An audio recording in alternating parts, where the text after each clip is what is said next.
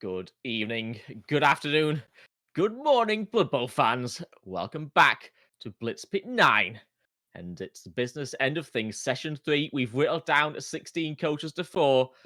Evening D, what have you thought about the Blood Bowl so far? What have you thought about the tournament? How excited are you for this final session? Oh, mate, I think it's been brilliant. I think it's been a brilliant competition. I think yesterday was absolutely amazing. I think the games today were like So good. exceptional. Really, really enjoyed the games today, and like excitement wise, I am very, very excited. We had a little sort of chat about it. We're in the round of the professionals now, so Yes. all these guys considered professional Blood Bowl players because they're they're all getting paid to play Blood Bowl at this point. So should, $25 for each of the 4 coaches currently left in the competition. Of yeah, course, with so you more money guaranteed. to come for those who go further. Yeah, absolutely. So 25 is for the I guess whoever loses the losers bracket game, and then it goes up from there. So uh, there's been like another thing that we got to point out as well is like 3 of the guys still in this are the guys that went through qualification as well. So there's Yeah. like mad um progress from the qualifying guys. So we've still got Mankiz in there, who did smash his qualification. Oh no, we lost Shawnee, didn't we? We lost Shawnee. Two qualifiers, two qualifiers So still in. Yeah. yes, and we lost Zaz, but we've still got, yeah. So we got Mankiz and Khornight. Oh, he was invited. Yeah. Okay, ignore me. Everyone, ignore me. One qualifier. Dio That's what we versus said Shawnee all was along. glorious. We've got one qualifier still left. Yeah, he's gonna win it Right. though. He's gonna win. Before we embarrass ourselves any further, let's have a look at the format. We've got 3 games coming up for you. We've got the winners semi final and the losers round of 5 taking place at the same time. And then we'll see the final losers round game um, before we see the grand final in the 4th and final match of the evening. So let's take a look at the matchups, I guess. Here we go. So Dio versus Mankiz in the winners bracket. Neither of these coaches have lost.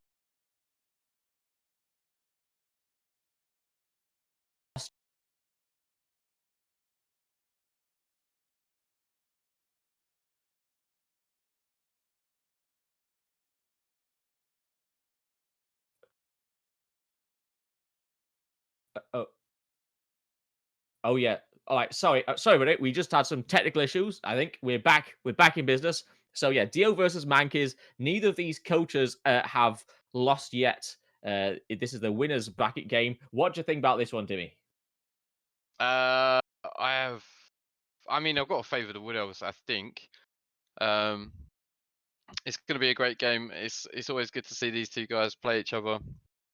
Last time I saw these two guys play each other was a mad game in CCL, and it was Dio's Dark Elves versus Mankiz's Chaos. This is like it's a little bit. I mean, it's still Agi versus Bash, Hmm. but it's a little bit different.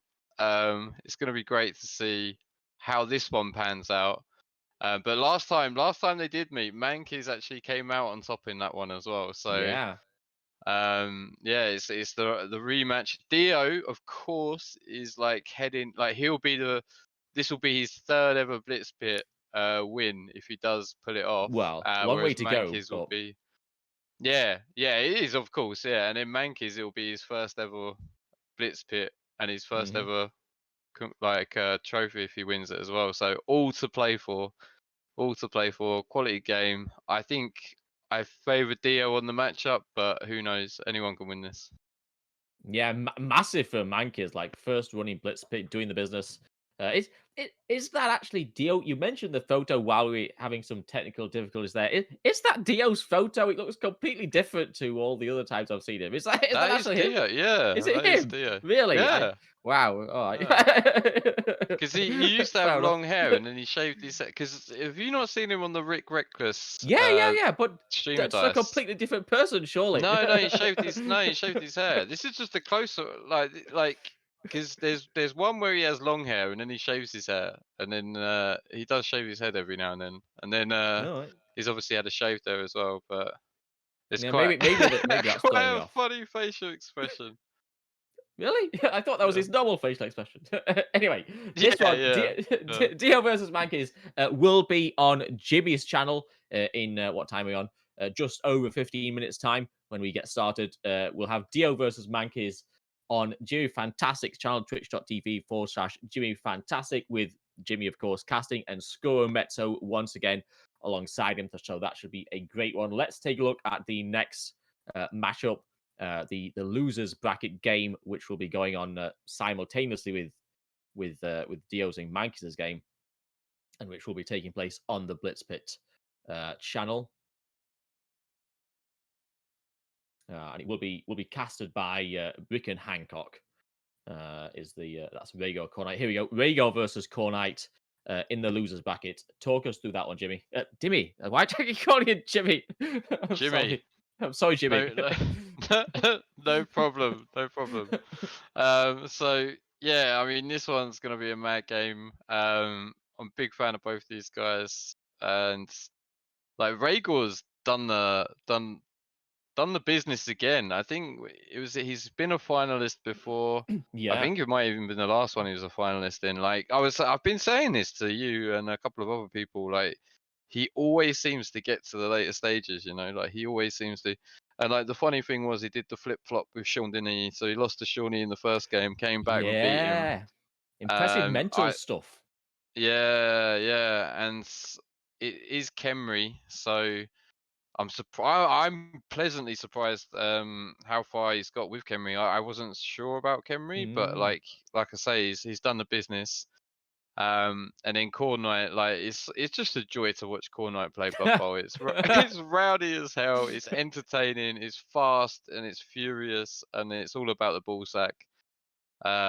It's gonna be one of them games like it's very difficult for Kemri to recover from ball sacks, and boy, oh boy, there's going to be some ball sacks. So we'll see Yeah, how this one right. goes. Tricky matchup. I think you mentioned to me that Khornight lost his game against Kemi with his Kislev team at the last Blitz Pit. But yeah, in general, Yes, seems like a decent matchup, doesn't it, for the Kislev? And what a run they've both been on so far. Incredibly exciting game there. And that one is, as they all are throughout the entire tournament, really. And that one is going to yeah, be on this channel in 10 minutes or so when we get started, casted by Rick Reckless and Hancock. and it is Uh, last chance saloon for these two. So whereas you've kind of got the cushion, if you're Dionysian and your Mankeys, you've got the cushion in knowing like. I mean, obviously you don't want to lose, but if you do lose, you're not out completely. You've still got another shot. Whereas these yes, two guys are playing for their Blitz Pit lives. We will be losing one of them, unfortunately. It's going to absolutely. be Yeah, it's gonna be tough. Like that. The thing is with that Kemri team as well is he's got like two bench. He's got like 13 players, and it's like where we saw with Zaz versus Khornight. Khornight like removed a lot of the undead guys. Yeah, killed Like, a quite a mummy. lot. Yeah, he killed the mummy. Yeah, yeah, on Mother's Day as well of all days. He's Oh, killed the mummy. how Um, inconsiderate. yeah, how inconsiderate.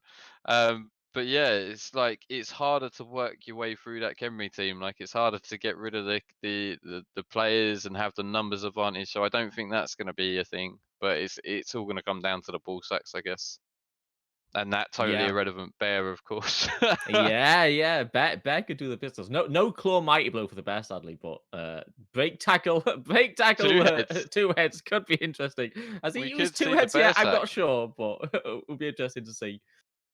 But as you say, one of these two going out uh, and leaving us with just the three coaches. At which point, the winner of Dio and Mankies will have a bit of a break while we Yeah. play the last losers match against the winner of Regor Khornight. The winner of Regor Khornight and the loser of Dio Mankies, who will get one more chance to meet the winner of Would that you game in the would grand you final. rather have the break? Would I rather have the? Well, You that know, means we've like won the you game, play a so game yes. and then sitting around for an hour, or would you like to just Mm, go game into game?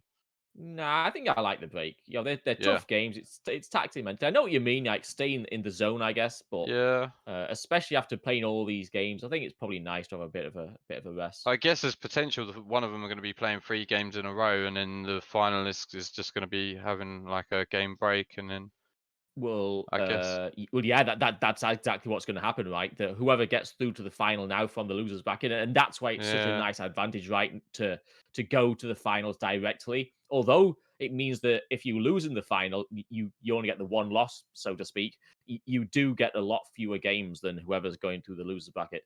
And like you say, 3 games in a row now for whoever comes through into the final from the losers bracket, and whoever comes through from the winner bracket gets the break in the middle, which is quite nice.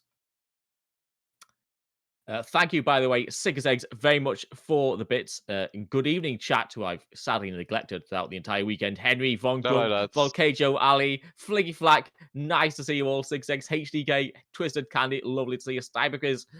Too many to count, but lovely to see you all. What time are we on? Let's have a check. Still a little while to go. So, what have you thought about the play so far, and particularly the games this afternoon that we haven't spoke about too much yet? The games throughout Oh, the weekend have been top quality, of course, but some this afternoon yeah. so exciting, really great stuff. I think I really enjoyed Zaz versus Khornight. I thought that was a pretty crazy game, like very sort of like end to end. Like there was a few sort of like scrappy things in there. There was a few nice plays in there. It was a good game. It's a good entertaining game. And like man, like the touchdown from Khornight in the end, kind of like I don't know, like it went well for him. Definitely, it could have gone a lot worse. Yeah, Could have been a lot worse. So, but it's all these small margins, isn't it, in Blood Bowl? Like it's all these small absolutely, margins. Like absolutely. I've seen like the I mean the Khemri Tomb Guardian pass was just insane, right? And like that completely changed the game. Like this one turn.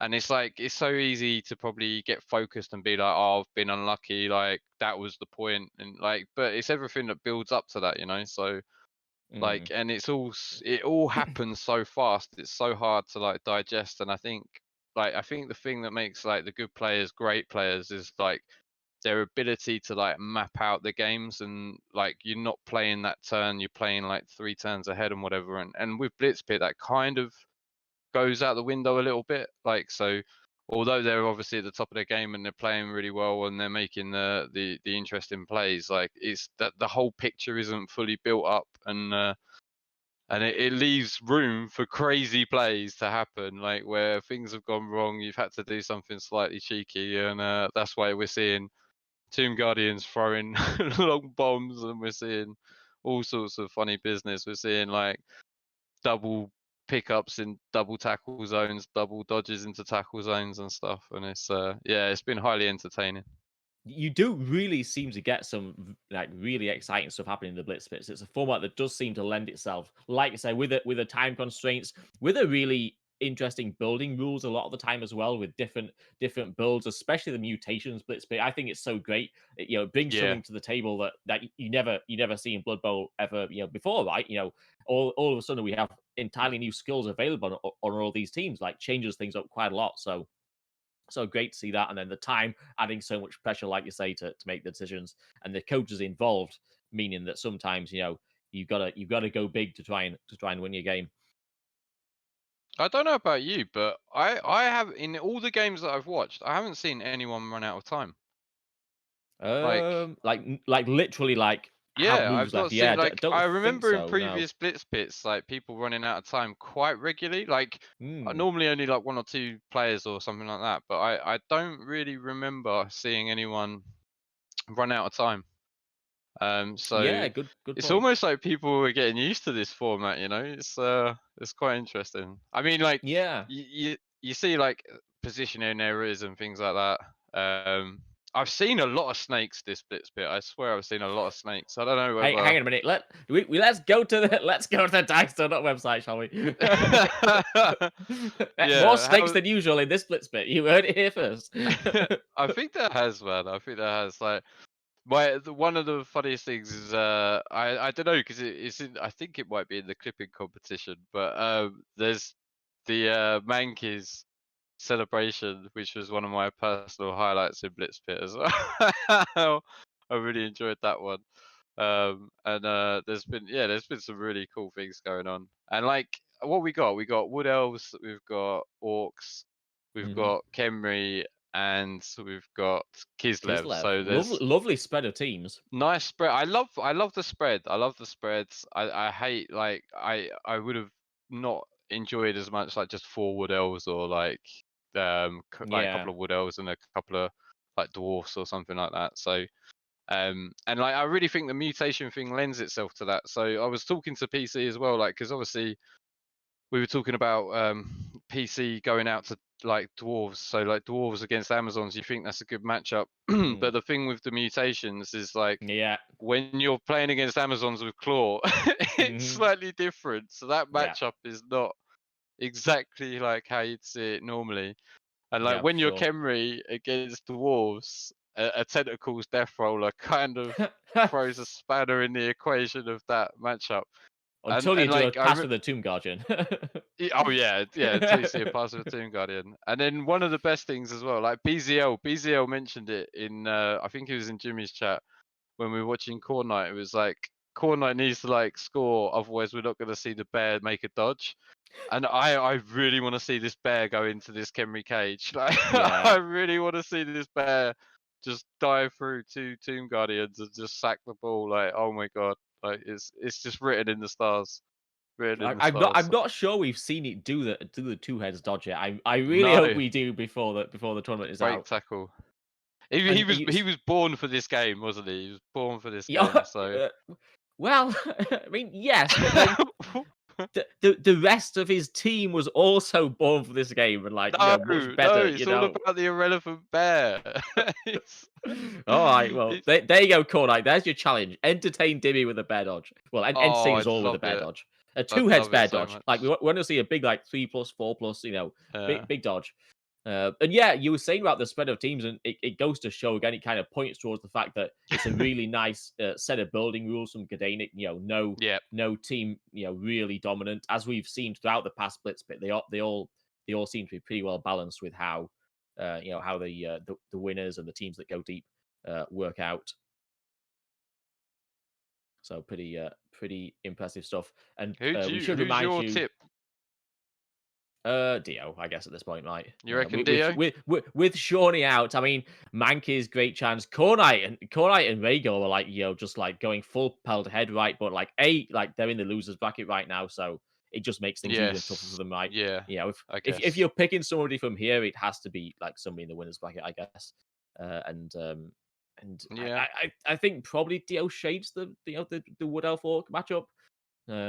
It's a really like solid team, uh, but maybe a little bit better against the Bash teams. Having said that, Mankey's taking out Core's Wood Elves, so I don't know. Yeah. Maybe not. Yeah. Um, It's gonna Either be way, should interesting. yeah, should be a great game, and should be you'd imagine it pretty close. Whoever does come out on top of that and of the tournament. And just a quick reminder as well, yeah, get your clips in from the next set of games. Yeah. Post them in the general Discord if you see some nice plays or whatever. Um, and we will be going through those shortly after the So next set of just games, remind possibly. me on this channel um is it the Mankiz Dio? Oh no, Mankiz Dio's on Jimmy's channel. Yes, Core Knight versus Regor's on this channel, yeah? yes, correct. Yeah, okay. Okay, let's take a quick look at the bracket just before we start off with the games. I mean, if you look at the run-ins that they've had, like Dionysian's had like a pretty tough run-in as well. Like he's beaten some pretty good coaches. Regor, like I say, losing to Shawnee at the start and then coming back and beating him. And then Mankiz as well. Like Mankiz has knocked out Zaz, knocked out Kfo and the PC. So I mean, they're all like great players. It's gonna be exciting as hell. Um, Yeah, yeah. like who Seems. Sorry, go on. no, I was just gonna say, like, who do you think's had the hardest run to where they are now? Yeah, we're just wondering that. Like, maybe Mankers' matchups seem a bit nicer. Like, dwarfs are right in the orc hitting zone, aren't they? Elves, really not so much, though. I feel like Undead, maybe a bit of a toss up. But coaching wise, Purple Chest and Core, like, you can't knock two better coaches out of Blitz Pit, can you? Dio facing down Shawnee and Ducky, although I'm not massively convinced by the bets. Not sure. They've both faced a good share of tough coaches, tough matchups. Shawnee on the Undead, and I don't know, maybe Dio thinks Undead aren't good in this situation, but that game was almost a loss for the Wood Elves. So really close on there. Yeah. Really tough game. I didn't catch the Dio Ducky the Dio Ducky game. Sadly, not sure how that one went down, but obviously Ducky outstanding coach. So I mean, it's Blitz Pit, right? There are some absolutely top class coaches here. They both had a tricky run through, um, so it's hard to split the difference really. Of course, Yeah, in the Dio versus Ducky is definitely one I'm going to go back yes, and watch. And that is one that I do need to go and watch. Like I say, like there's a lot of the games that I've missed that I will catch up on, and I did watch a couple after this session yesterday, and there's a couple more that I need to watch today. But that's the thing. All the VODs, all the games are on channels. If you are part of the Discord for Blitz Pit, like you will see them getting posted up as well. A lot of them will be going on YouTube and stuff. So if you're gonna, if there's any games that you missed, like you can check the VODs on the streamers' channels. There's a list of like who streamed what game and everything. yeah. And I will be checking that. All right, we're gonna leave you then in the hands of Hancock and Rick. Have a lot of fun with the match. See you in a bit. Yeah, good luck, guys.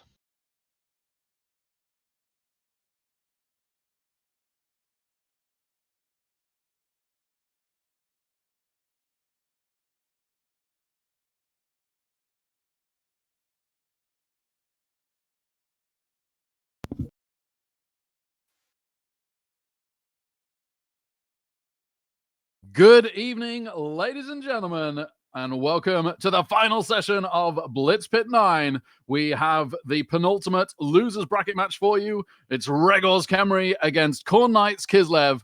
I'm Rick Reckless, and joining me in the booth is Mr. Blood Bowl Toxic himself, Hancock, baby. That's a slight on my character, Rick. I'm the nicest guy you've ever met. Oh, absolutely. Toxic has many connotations, right? It can go both ways. What a fantastic match we've got in store for us as well. Glad to have you beside me as the Khornight sort of Kislev sort of great for you as well as Khornight. Absolutely. Yeah. What an amazing match. And both of these have hung on a long time in the losers bracket, right? Which you don't always see. Regor could, I could be completely wrong about this, but I got a feeling he could be the first person ever to make the grand final after losing his first match. So he lost initially to Shawnee's Undead, and then he's gone through Baz's Dark Elves, which is a heck of a win. Myself with Kislev, so he's already played Kislev. Then Unseen Walker's Dwarves this afternoon. Shawnee rematch, which he then won. He overturned the first result to find himself in this game against Khornight. So what a rough path he's had through. Done amazingly to stay in it this long. Khornight did manage to win his first game, again against Baza, but then also lost to Shawnee's Undead before recovering to beat Store's Halflings, Triffic's Amazons, and Zaz's Undead. So both of them playing many, many games in the losers bracket to get through to where they are now. Yeah, big props to both of them for because it's a big drain on the stamina this format because you get a lot of hard games against fantastic opponents in a very short amount of time where you've got to make critical decisions and it is genuinely exhausting. So fair play to him for sticking it out and making it this far. Absolutely. So thoughts are we off on the yet? matchup? I'm just loading into game now. Hancock, are you? Have you got it up yet? Yeah, I'm up and looking at the game. It is the Khemri on offensive, the Kislev on defense.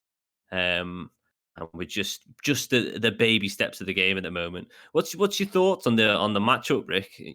Kislev versus Khemri. How do you feel about it?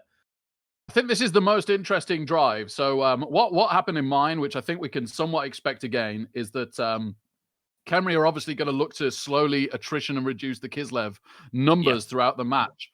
So if it goes to overtime, we might find very few Kislev against Khemri, for example. So the earlier in the match we are, the bigger advantage to the Kislev. The more threat they are to the Khemri offense, the more sack chances they'll have, and slowly as they lose men, that threat will disappear. So we really need to see some early success from the Kislev, a nice early sack recovery, and that'll make for a very interesting game. So just a quick point: there's sweltering heat going on as well, so that can play a big factor in the game. If it's if we don't get the offensive score here, then that can matter massively. Even if we do get it, if it persists throughout the turn 8 of the defending team, that can make a big difference on the game. It certainly can, and it could actually mitigate the loss of men for the Kislev somewhat, because obviously if your guys are out, they can't fail to return. So he's going to be making less sweltering heat rolls than, say, the full 11 of the Khemri. They do have quite a deep bench, Khemri, so they might always be able to field 11, but the difference between fielding a block guard, Tomb Guardian, or a Mighty Blow tackle Blitzra and a rookie Skeleton is absolutely massive. So yeah, I think that's probably in favor of the Kislev slightly. Two heads bear doing some two heads work here, blitzing his way through and making some pressure in the Khemri half. Yeah, I absolutely love the rowdiness of the bear as far as functionality goes. It wouldn't be how I'd have built him in a million years. But the funny thing is, I always look at Khornight's build and go, I feel like I slightly prefer mine, but then he always outplays me, does better than me anyway. So what do I know? Khornight making some big moves in terms of pressure at the start here. He sort of has to play like this. The ball's not been picked up, and he can get on it. He does get on it, and he picks it up. Oh my goodness me! That early turnover that he talks about. Oh, and the punting to intercept. Khornight giving the Khemri the ball. Oh, gutted. Oh. I might have tried to keep that in my hands, if I'm honest with you. And just really bad news there, right? Because this, like I say, is a very important drive to the Kislev. It's almost the key one, and they're about to lose for the drive at least a dodge guard catcher, which is absolutely devastating, in my opinion. Oh, I'm not sure about the punt with the intercept chance. I think I would have been happy with the pressure of him holding the ball, but yeah, he was surfable, wasn't he? So it's hard to say. It is hard to say, and so here's where 1 minute turns really kick in. Yes. Because if you say this is Rebel and you've got 4 minute turns, right? You can sit there and go, okay, so if my catcher goes and he gets this ball, then he's definitely going to get surfed. So is it worth that risk? And you can spend 2 minutes weighing up, is it worth that risk? Yes. And you might decide no. But in 1 minute turns, you can't. It's not like you can even spend the whole minute. You pretty much have to snap decide because you've got so much to do in the turn as well. That you've just got to snap decide and go with it. If indecision wrecks you in Blitz Pit. So yeah, Massively. Absolutely fair enough going for it. And unfortunately, it's gone really badly. Yeah, it has gone quite badly. But luckily, it's not a permanent removal. He has gone for this drive.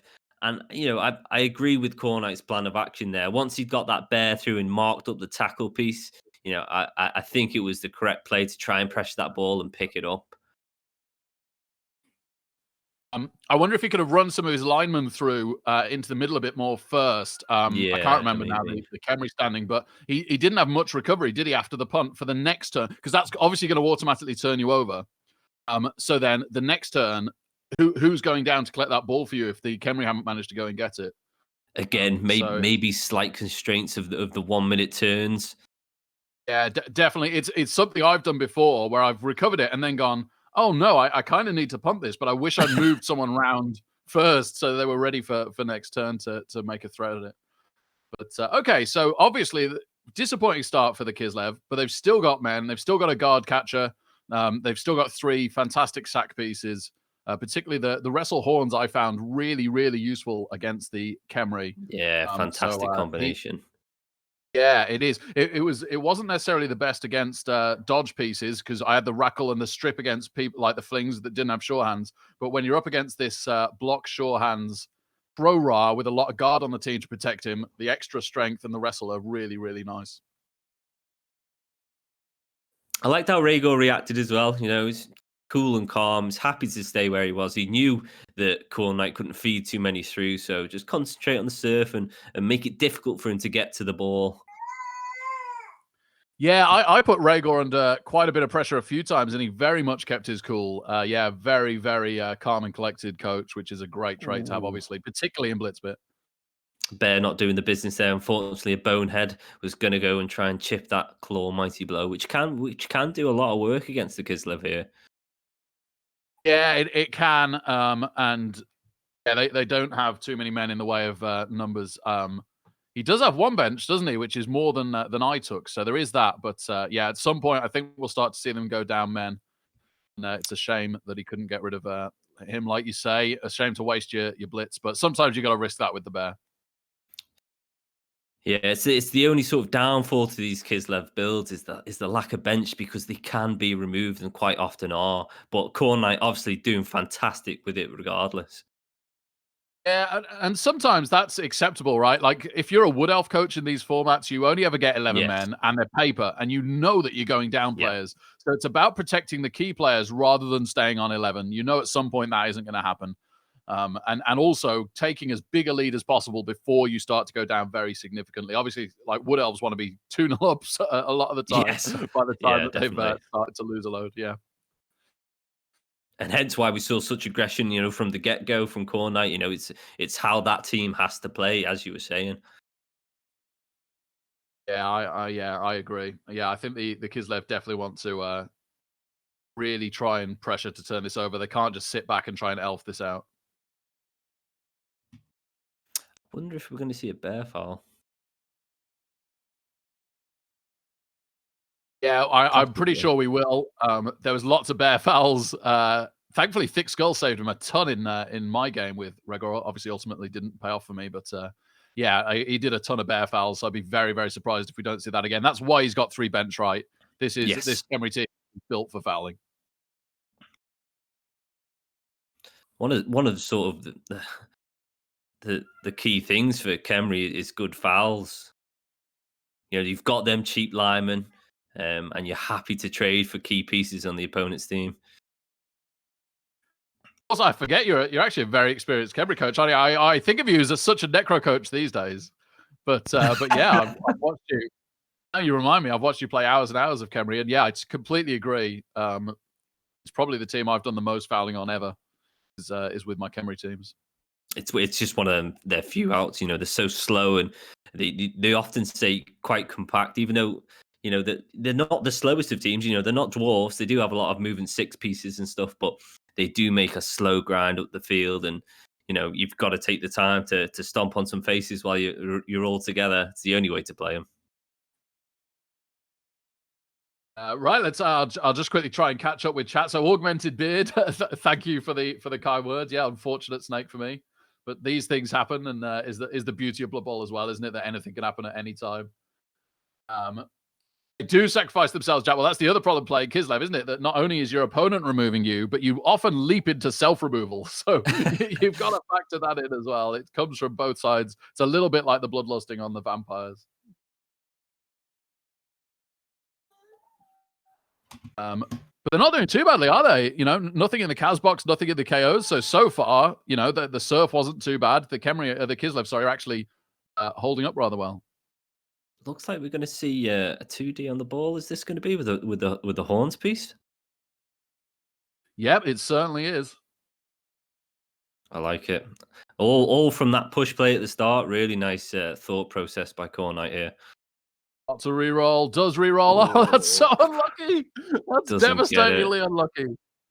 Man. He can't complain though, because Try versus Khornight this morning. That Try must have got 6 or 7. 4 dices on the ball, and he didn't get the ball down. Really? So maybe Karma coming to get him here. Fair enough. Fails that long way. Just a stun. Yeah, we were just talking about them leaping into self-removal. Thankfully, didn't immediately see it. Jack Bull, I don't think you can play like that, to be honest with you. I think you really need to put the effort into to get that sort of defensive score. That's just how Kislev work. Yeah, I was going to go into this earlier. So with Edge teams, which is kind of what Kislev are, right? You've normally got 2 options. You either go for Rowdy Sacks or you go off and screen, and you can adjust your play depending on the situation. The problem with Kislev is most of your players are Edge 3 and don't have dodge. So it's really, really difficult to disengage multiple players each turn Yes. to go and Yep. screen off. So the option just isn't there. You've basically got to go for the sacks all the time. Got to go for them rowdy ball sacks. It's just it's a you must. Mighty blow coming on the AV7 guard catcher here. Does find the pow. Into the cage of stomping doom. At least he's survived. And at some point, this dirty player could get sent off. Khornight's hoping. Certainly is. Yeah, Regor's definitely more focused right now on removals than on progression. He could have blitzed definitely. the lineman to the right and moved a whole load of men up the right wing. He's chosen not to do that, and instead to try and take out the final guard catcher in this drive.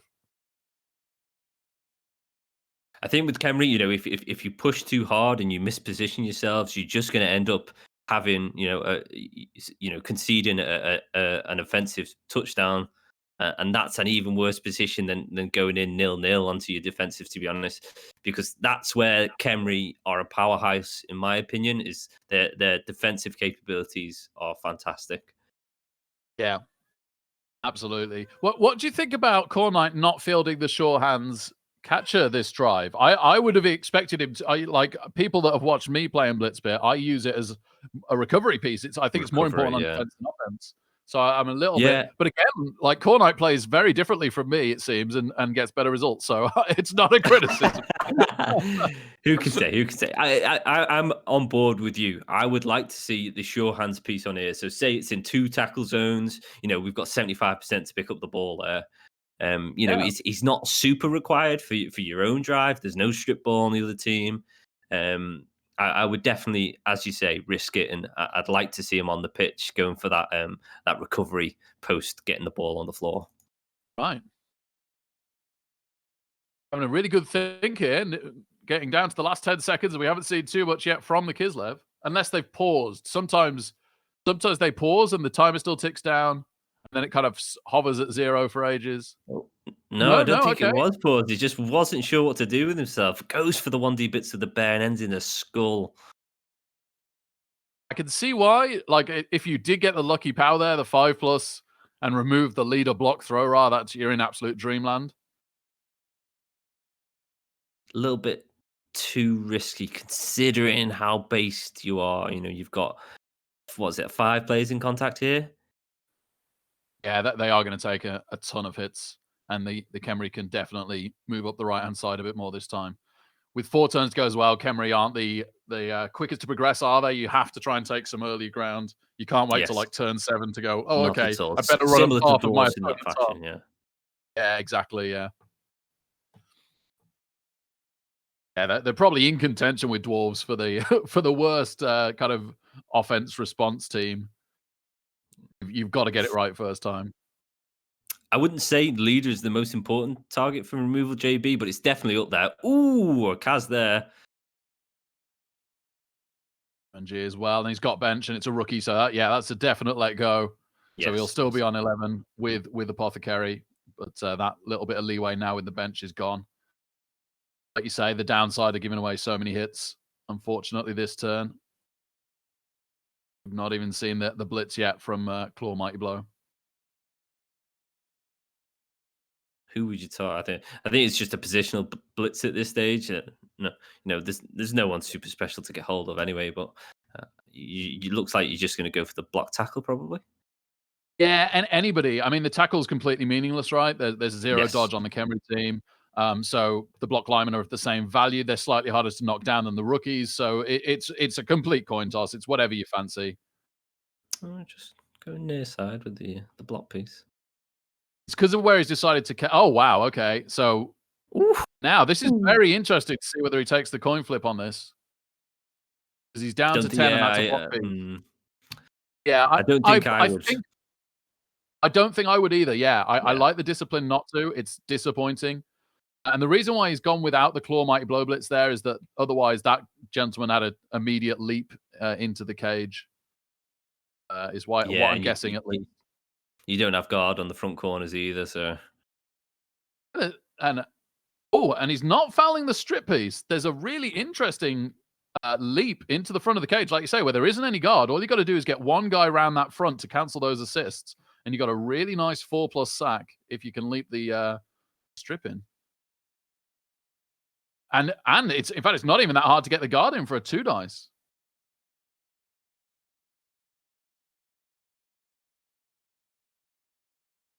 Yeah, I think you got a 3+ with one of you guys in your own half to cancel the assists. Yep. Dodge, leap the guard in, 2+, 2+. Yep. First one with reroll, and then a final 3+ for a 2 dice with wrestle. I think the ball is probably getting sat this turn unless Khornight finds a. Okay.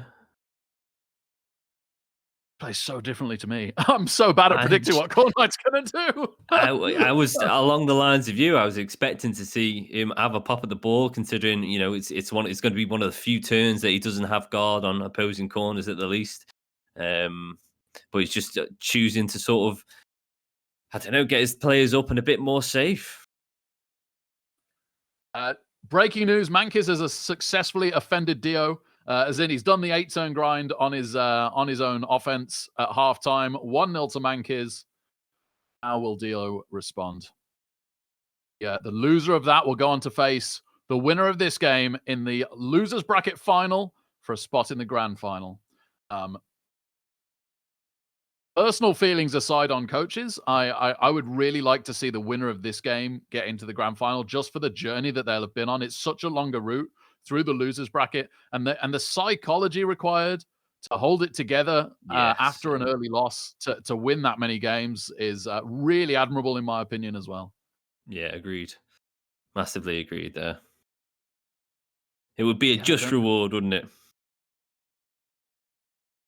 It really, really would. Well, I don't think we're going to see guard in the front again. So he's going to have another opportunity if he wants it. It's the thing with Kislev, they're only a couple of 3+ away from getting on your ball. They really are.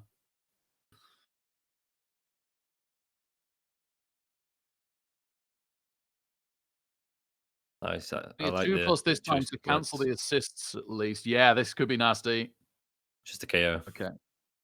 Yeah, you don't mind that. You're about to get 2. Realistically, you got to think the Khemri are scoring here now, so you're about to get 2 KO rolls to get him back. You don't hate a KO there.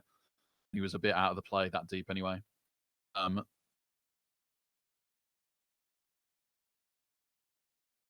Really wants to tag this free lineman with the Tomb Guardian, because otherwise he's just got a 2+ to cancel the assist around the front.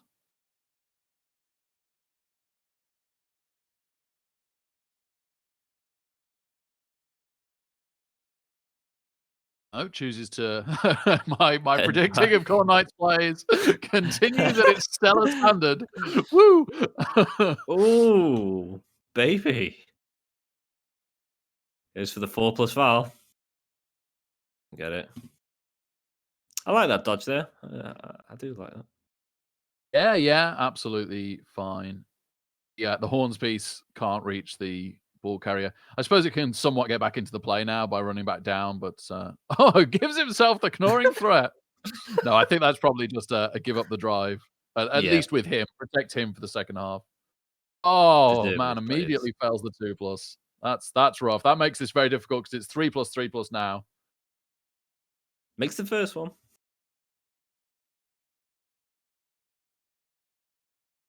Makes the second.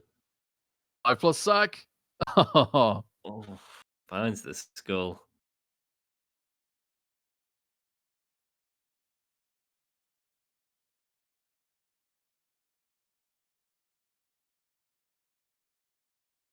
So you've got a free claw mighty hit and a rookie lineman hit. Luckily, the other chaps are lying. Well, I say luckily with the DP hanging around, it's not so lucky, is it? I haven't actually managed to catch a Khornight game so far, this Blitz Pit. Does he score quickly second half, do you know, Hancock? Because it is quite difficult to do the 8-turn grind with Kislev, and sometimes you can successfully turn things back around on defense because they're so good at that. Or if he gets the opportunity, I would expect him to score quick, to be honest with you. You don't want a protracted offense with Kislev, do you? Especially with, chances are, being numbers down, you want to take the opportunity to score quick and then hope that you turn over the Khemri, I would think. I'm all for that if Khornight goes for it, that's for sure. He's even got a free Claw Mighty Blow hit in a minute, hasn't he? This is another rough turn for the Kislev. Taking another KO. Dodge Foul Hype says, Tom Sniz.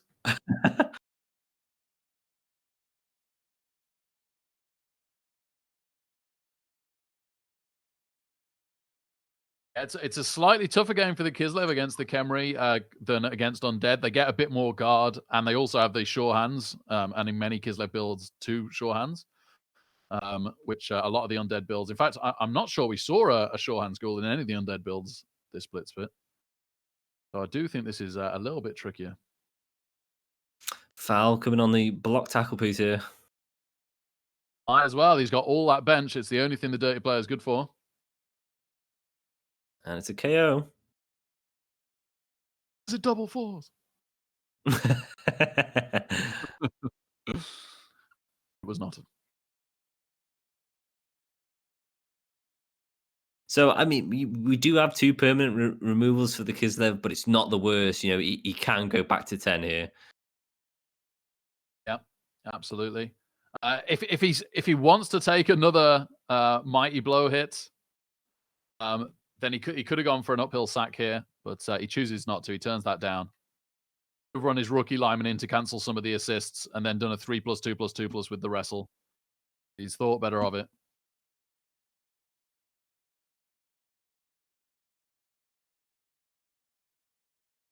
One thing possibly putting him off that is the extra arms. I'm not saying it's necessarily a meta pick, but I really do like the extra arms pick on the throw ra. Like I don't think there's any other piece I could think of in Blood Bowl that I'd like extra arms on for this for this tournament. But yeah, making Go on, sorry. I was just saying, making the Kislev throw ra more reliable is so nice. Yes, massively, because it's one of the biggest downfalls, isn't it? You know, ball handling. Really is. The only other mutation I could have seen was maybe Tense on a Tomb Guardian. Yeah, and I think I probably do slightly prefer that if we're really talking tryharding, but yes. But credit to anyone for a fun pick. Like Khornight's Bear, that's such a fun pick, and I hope we get to see it in full glory at some point this game. Yes. But it definitely isn't what I'd call a meta pick. Oh, the sweltering heat. Oh no. So of course this is just one turn. Just the turn. So this has actually gone incredibly in the favor of the Khemri, because they know that the block guard Tomb Guardian, the guard Tomb Guardian, the block extra arms throw ra, and the block leader throw ra are all coming back for the second half. Some of your best pieces all guaranteed to come back. Absolutely amazing.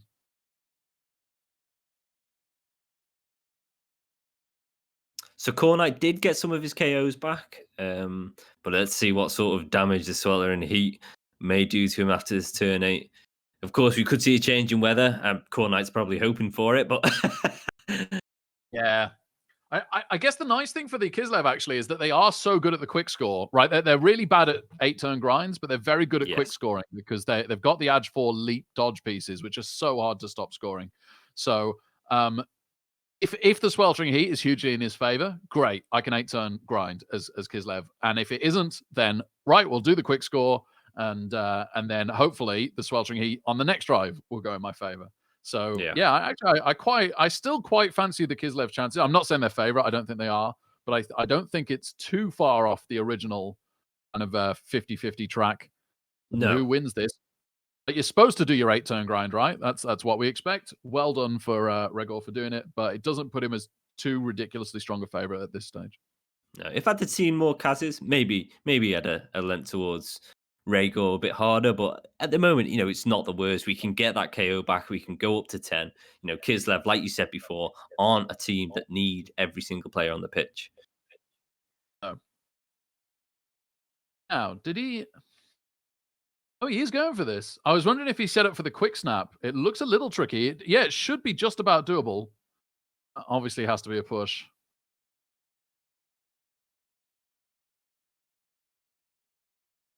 taking With the path, movement, obviously. yeah, with movement 8, you can recover this. But with movement 7, you can't. You have to use that piece.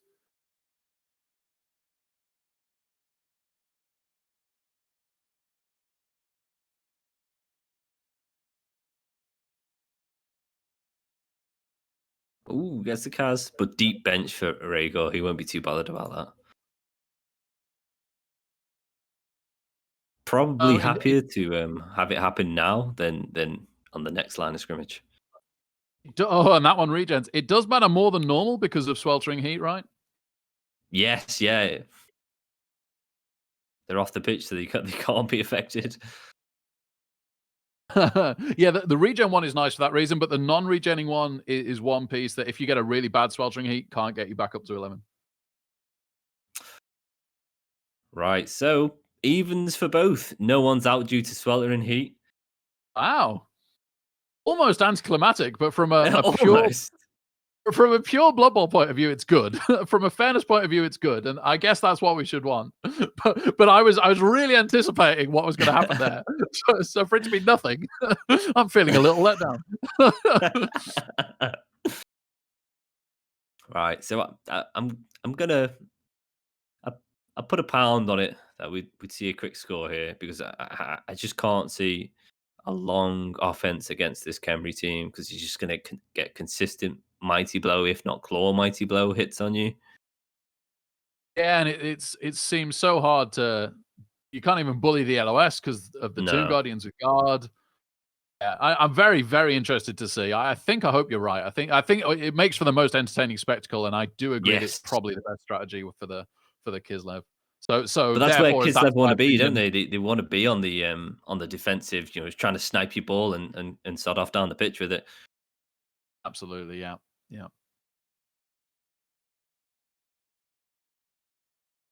Thanks, Chatball and Snipe Chris, just ripping it out of me in chat. That's what you guys are here for. The 9-turn stall. Yes, I'm quite good at that as well.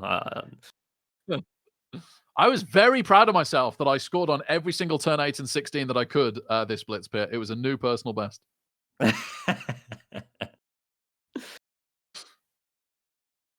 The saddest thing about Blitz Pit for me is that while it's happening now, it means it's further than ever away again. Yeah, right. Oh my goodness, I had that exact same feeling today. It was like, oh man, I'm enjoying this so much. What a shame that it's now going to be so long until the next one. Let's enjoy this one while we still can. Yeah.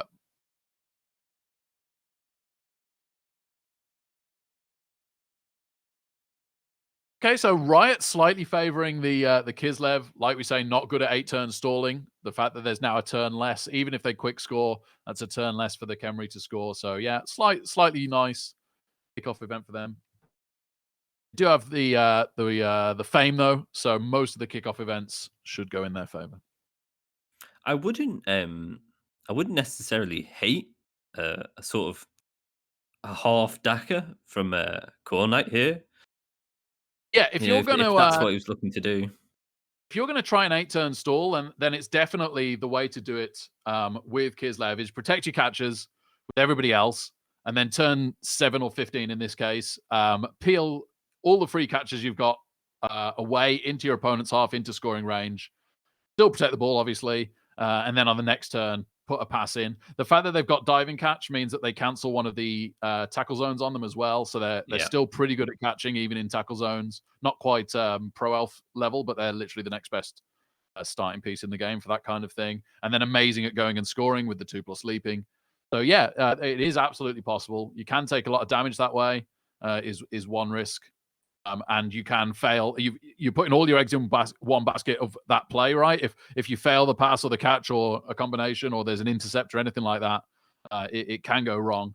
But it also can absolutely go right. So yeah, it's a risk that Khornight might choose to take.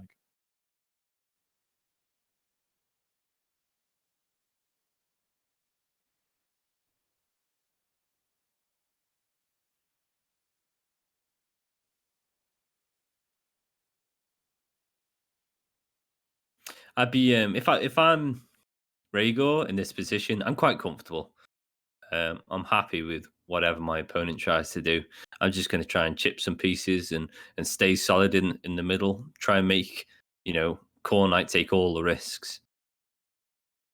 So one game I did catch so far, or at least the overtime of, was Baza versus Regor, and Baza got won the coin flip for overtime and dackered with his Dark Elves. Yeah. And Regor slowly but surely punched and marched his men up the pitch, spread out, and so he didn't just like hold on the LOS, right? No. So if possible, I'm expecting him to go with the same strategy. I don't see why he wouldn't do that here in a similar spot. So I do think we'll slowly see a Khemri march up the pitch, trying to prevent giving up a side for the Kislev to go down, slowly cranking the pressure and allowing their stall space to be smaller and smaller. One of the big advantages of Khemri is being able to just have, a minimal amount of players in the mid and just control it with just those 4 big strength 5 guys. If you want to come through the middle, good luck. Yeah. There is nothing like it. Oh, well, maybe arguably ogres, but there's who wants to play ogres? There's nothing like Khemri for having a reliable, big, strong guys. Is there that can do that? I really do enjoy Khemri for that reason. Something a bit unique about them. Matthew asking, do we have champion predictions from Cock and Rick? What do you think, Rick? Who do you think is going to win it all? So sadly, in this format, you kind of have to pick from the winners bracket, right? So your heart might say someone from the losers bracket, and you might think they're the best coach, and you might think they've got the best build. But the pure odds of how much easier it is to win from the winners bracket, you've got to look there. And so we've got Mankiz doing quite well against Dio apparently, but I'll go with I'm still going to go with Dio. Yeah, Mankiz has just successfully done his offense, but that isn't, like we said about this game, that isn't too far ahead in and of itself. And I think Dio's build is fantastic with the Wood Elves. It was a build that I was looking at very similar to. Yeah. I nearly went Wood Elves instead of Kislev. I think Dio's got the only man in the world with 2-time Blitz Pit winning experience. I think that really counts for something. That being said, Mankiz is a close second because I think he's played fantastically. I love that he's doing it with Orcs. Like, that's so hard and fantastic to see Orcs. And he's just on such a roll at the moment. He's gone deep in a few chalices. He's smashed it on the CCL ladder. So Mankiz is kind of like the coach in form in all of Blood Bowl 2 right now. Mankiz is absolutely kicking ass left and right. Recently beat me in back-to-back games on ladder. Not that that's anything to shout home about, but I've experienced it firsthand just how well he's playing at the moment. So it's really hard to pick, but I'm just slightly going to go Dio. I'm going to be really boring and say the same. I feel like Dio himself is on form, and like you say, he obviously likes the format. He's got those 2 championships under his belt already. So I'm going to be boring, and I'm going to go Dio as well. Yeah, it is. He obviously does love the format, but it's so funny thinking back to Blitz Pit 1 in the build up to that. We were all ripping into Dio because he struggled with like the CCL 2-minute turn timer, right? And we spent like a month saying, "Oh man, you're going to be so bad in Blitz Pit," and then he beat everybody, which was just amazing. It seems unthinkable in hindsight, but that's where we were at the time. To see the Claw Mighty Blow misfire, so the Kislev holding up pretty well so far this drive. Khornight's got to be really pleased about that.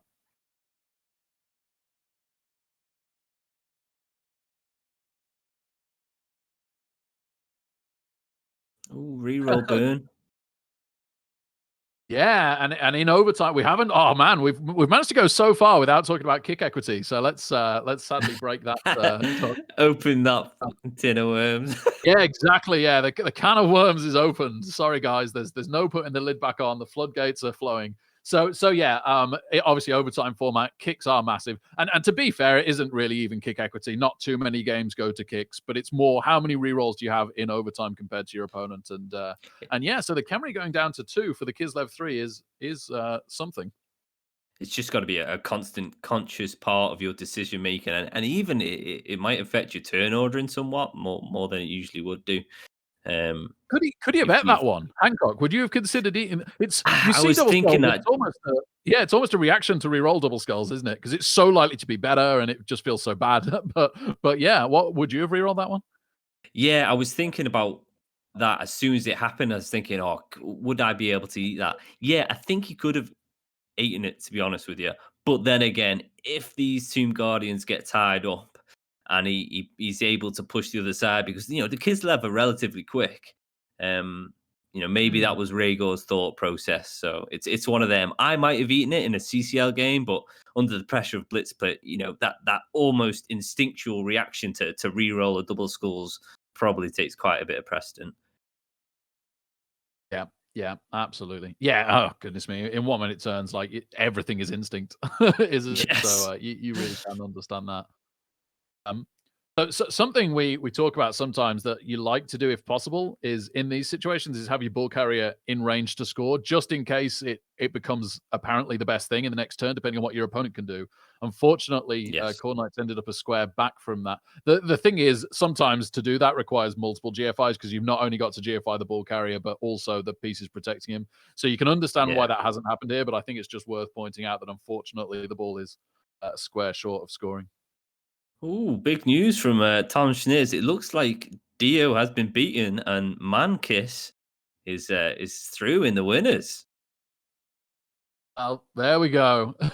What do I know about predicting winners? But not that it's over for Dio, of course. He will play the winner of this match, so that'll be a fantastic losers bracket final.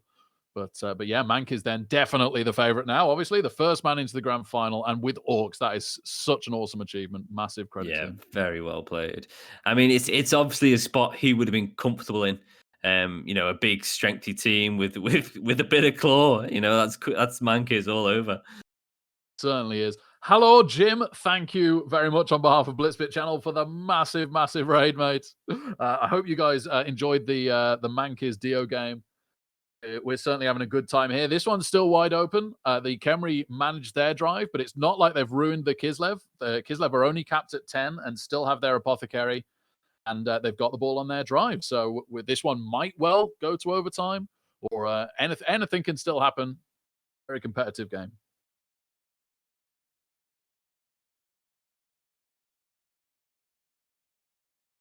So Regor's done well here. Managed to close a lot of options down for Khornight. He's in a situation where he's going to have to roll some hefty dice to get himself nice and comfortable again. Yeah, absolutely. This is exactly the kind of situation what I was talking about, where you might be like, you know what, I'll just roll a few 2+ and take the score, and then try and turn him over as Kislev on defense here, or just hope that 4 turns isn't enough for Khemri, depending on the kick and the like, the pickup success rate. It is an option, but it's more 2+ than you'd normally like, because you'd have to get it onto the dodge guard piece. So there's one successful 2+ in the pocket. Are we with that GFI? Are we looking to go back? That is, I don't hate this at all, but this is risky, right? Yeah. At bear 1 in 9s, and it's almost good game. What it will give him, like, it's just high risk. It's not bad at all. Like I say, it's just high risk, high reward. Because what it will give him now is a really nice space in the middle to come and take, and could quite possibly give him the perfect drive. There's 2 Garnies as well, not the fastest of pieces. You might be able to outstrip him here. Yeah, and you'd think, but at least that one that's down can go and tag the bear next turn. But good luck tagging that bear. He's, he's the best dodging bear you've ever seen. This bear can be tagged by no man.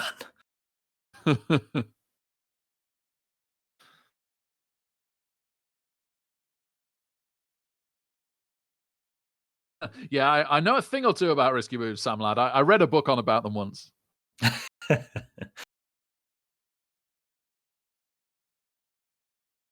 3+ fail there. Chooses not to re-roll it, which I agree with. He's got the ball safe relatively. Yeah, that's the kind of discipline re-roll wise I do really like to see. Regor's got 2 dice on the ball though. Yeah, but without block, and like 0 recovery as well afterwards. I think it's one of those trap 2 dice on the ball. Yeah, but you just end up using the reroll. Yeah, for no benefit.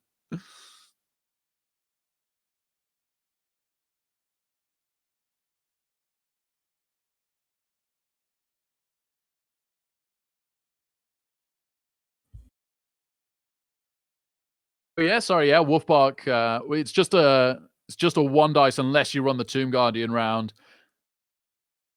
Double GFI him in first. It's just a one dice with the leader, which is why the guard catches there. Oh, maybe. No, he's already done his blitz, hasn't he? He's just screening him off now. Yeah, I prefer this line than going for the sack. Yeah, I'm with you. Yeah, I think I agree. It's always hard sometimes though to restrain yourself from trying to sack that ball. Oh no, Hellboy bringing up kick equity. That's all this game's going to descend into now. It was a good eat though, like you said from Khornight the previous turn. I did like that. I think that was very good reroll management. Also, the Khemri's slightly ineffective in terms of removals in this half. We haven't seen much damage done. Yeah, they've been really unlucky. They did a fair amount in the first half without it being excessive, but this half, it's been a complete drought for them.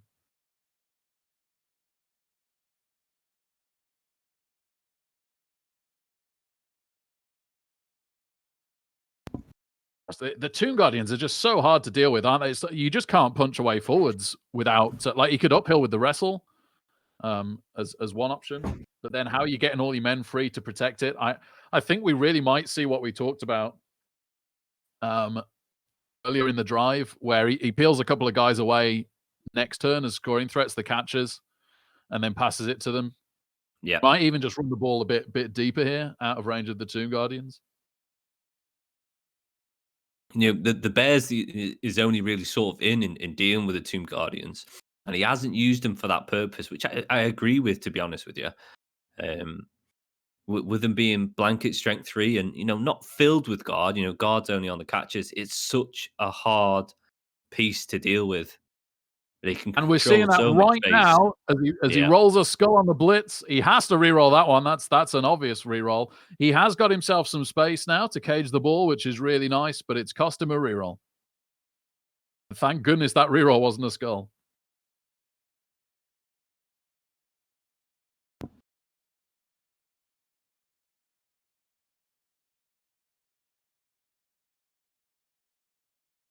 So he's got himself a nice bit of space there. He's had to make dodges to do it, but he's in a bit more of a comfortable position. He's in range now, if I'm not mistaken. And a really, really big naked 3+2+ as well to get it safe. Woohoo!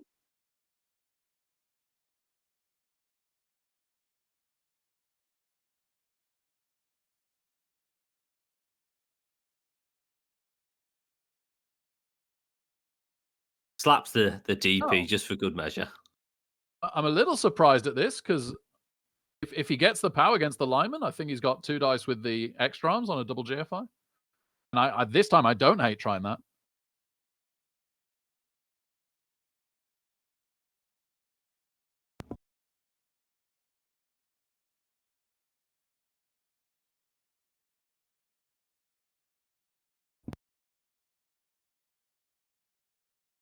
No, it's not the final. This is one of. Oh, is it this losers semis? Because there's only one of it, it's a bit weird to call it the losers semis. I call it the penultimate losers bracket match. So the winner of this will face Dionysian in the losers bracket final for a place in the grand final versus Mankey's Orcs. That's where we're at. Doesn't go for the sack. He is just still trying to attrition. I think I'm with you on that one. I wouldn't have hated the sack because I think you could have put enough sort of bodies around the ball or where the ball might possibly be to make it hard for easy recovery. The Khemri, with the lack of attrition that I've done, I just don't fancy my chances in overtime if I lose the coin flip. I don't want to bank on that as my best chance winning the coin flip. You can think maybe I've done enough here to pressure to give me a 2-turn, but you're literally the worst team in the entire game. Maybe somebody would like to argue Dwarves, and so I might be wrong on this, but you're virtually the worst team in the game to 2-turn. In my experience, probably the worst. So yeah. I mean, what do you mean? You've got all the skills you need. You got pass and pass and with extra arms, you're slightly better than normal, right? I will give him that. Yeah.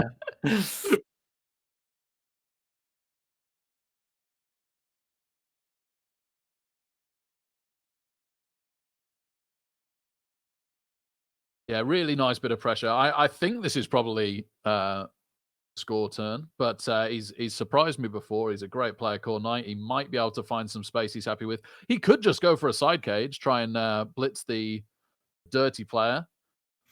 Not the best cage driving team, Kimry.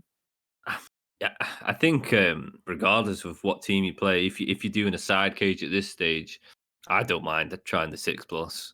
I can't imagine anyone would. The only reason I think I'd take the score is factoring in that I am against Kemry here. Yeah, I'm with you on that. The likelihood of a quick score from Kemry isn't the greatest, as we've just said.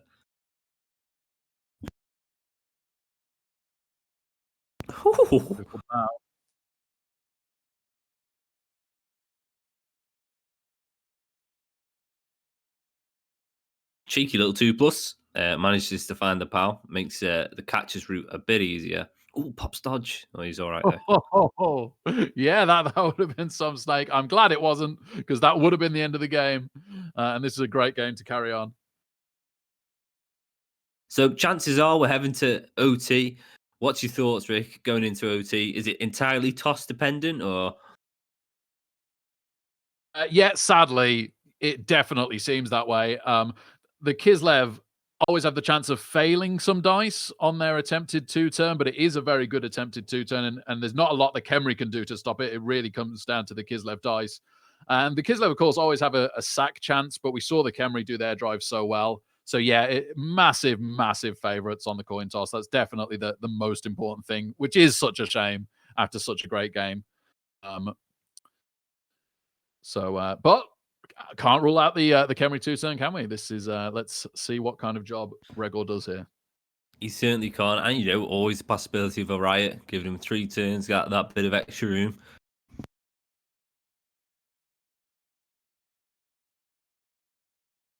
Yeah, we said at the time, didn't we, that the riot slightly favored the Kislev.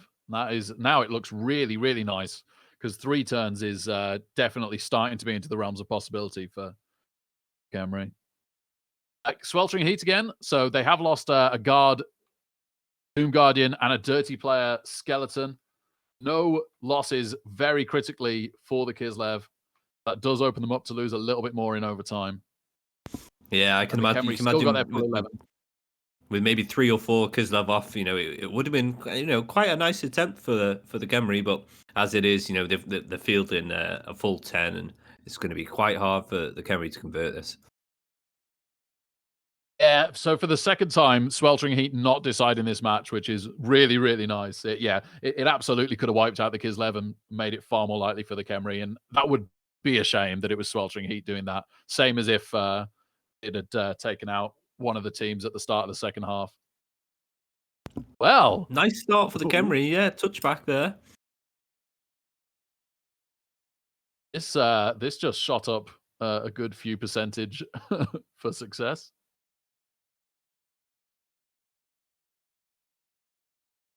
Possibly going to be some really tough decisions for Regor on reroll usage this drive. I think now he is going to have to invest some, but it's just one of those situations where it could backfire. In order to to get the maximum range out of your ball carrying piece and get him safe, that's GFIs are plenty that need to be done with the rest of the team. Yeah, it's the rest of the team, isn't it? That's the real problem. You're technically 1 GFI away, but he's not going to want to dodge, so it's 2 with the ball carrier. But getting the other players in position to get it safe is so difficult.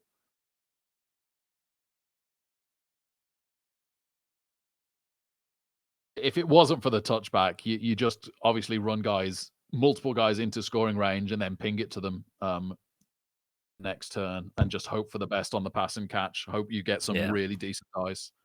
Bit of pass and praying would what you'd be doing. Yeah.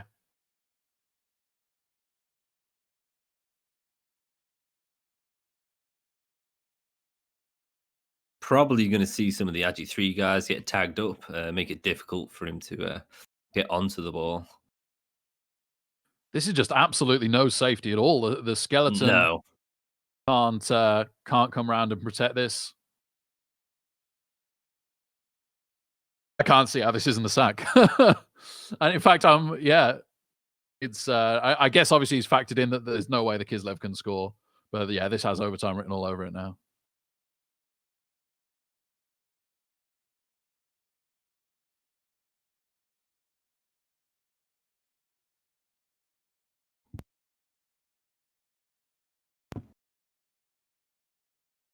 So he's got the wrestle horns guy. So all you got to do is base the blitzer and the skeleton, and you've got your 2 dice with wrestle.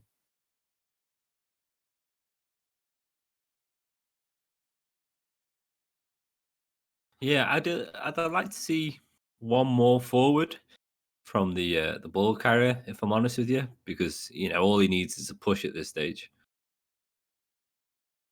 Yeah, and we saw four dice into. He's going to hit the mighty blow claw to come around the other way. He still needs to tag this skeleton at the back.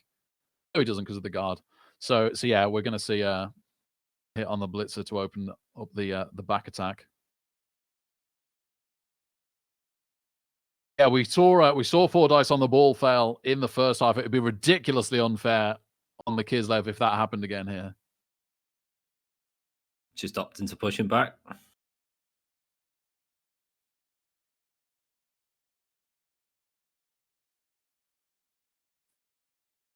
Oh, he re-rolls it. Oh. I can understand why, because you're eliminating both scoring threats by getting this mighty blow tackle piece down, but it's going to be a little bit sour burning that reroll just before OT. And the skeleton is still a scoring threat, but it makes it ridiculously harder to get him through. Oh wow! If he doesn't come back, that's a super nice removal. The Kislev.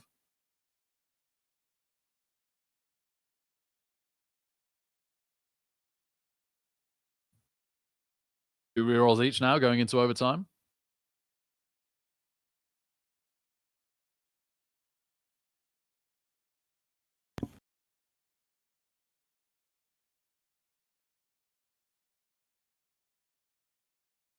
Ooh.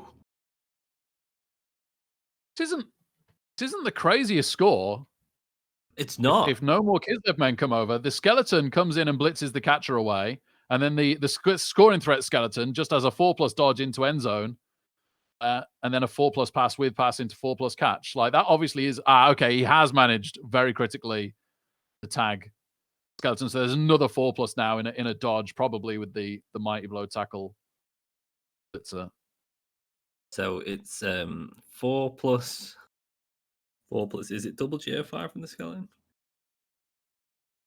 So, yeah, it is double GFI. Yeah, there's 4 4+s alone, 1 with pass skill, and some 2+s and a 2 dice block.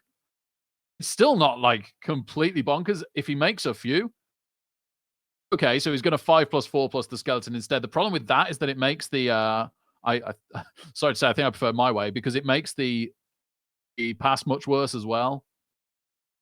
Why? Sorry, why are you passing not handing off? Am I being thick? Oh no, yeah, sorry. Of course, this way you hand off. Of course you do. Yeah, no, I was being thick. Fails the first 4+ and chooses not to re-roll, which is fair enough, isn't it? Because you had another 2 4+s to come, and then your 2+2+. Definitely, it definitely is. If you've made that, do you re-roll the 5+? I think maybe not again. I think you definitely re-roll the final 4+ and the 2+s. Obviously, I think that's probably my line I draw in the sand is on the 4+ dodge.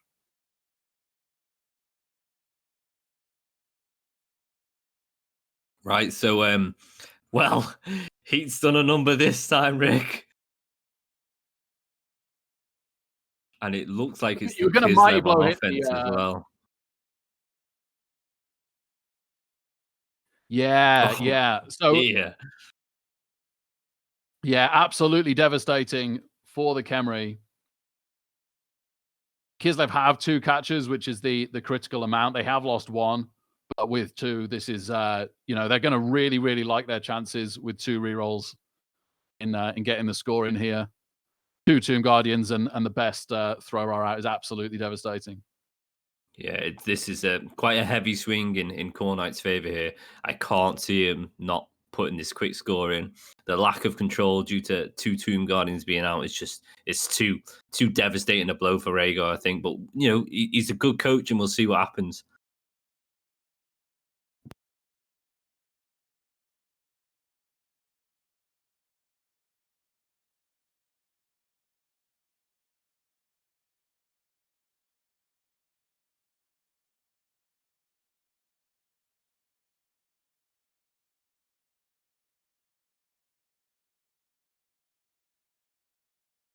Yeah, heat's terrible, isn't it, guys?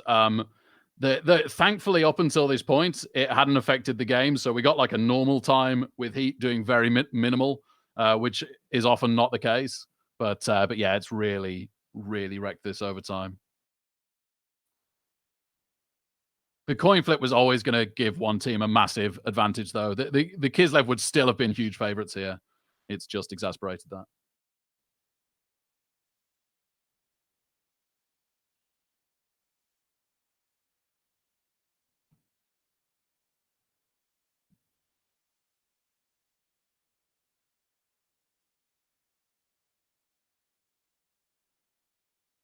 Yeah, my bad on the handoff, obviously, guys. Yeah, trying to switch my mindset to what he was doing for my plan in a few seconds. I didn't grasp that part of it quite as quickly there.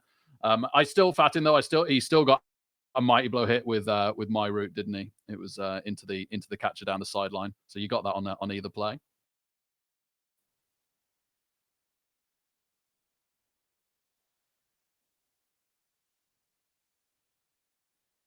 So he is taking some LOS hits here. Doesn't break the skeleton armor, but gets him down.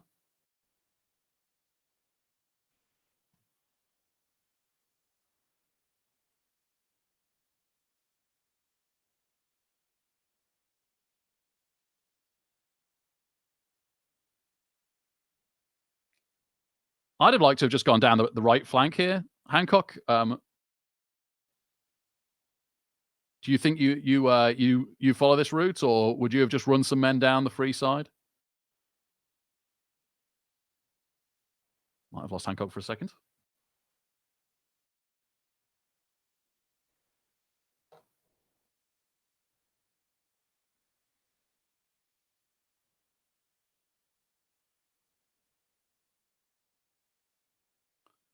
So the problem again, we said about this in the first half, or this early in the second half, the guard catcher not in range there by one square, which seems a shame. Just realised I was on mute. I was saying, yeah, I probably would have disengaged massively myself with the quick snap and just taken up one of the flanks, to be honest, and gone for it guns blazing. I don't think I would have taken as many hits as Khornight has decided to do so.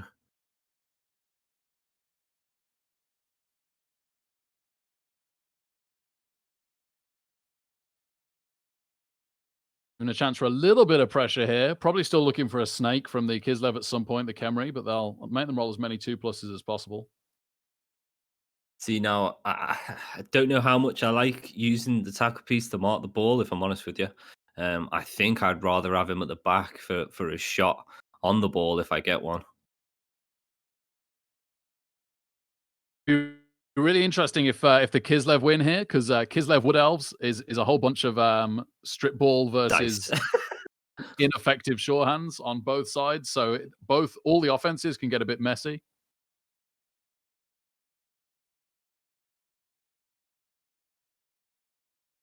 Yeah, I said the same with Bark. I really do not like putting the tackle up on the ball. I would rather have him free at the back for if I need him. If I can get a shot on the ball, I'd much rather the tackle be in the mid towards the back, if I'm honest with you.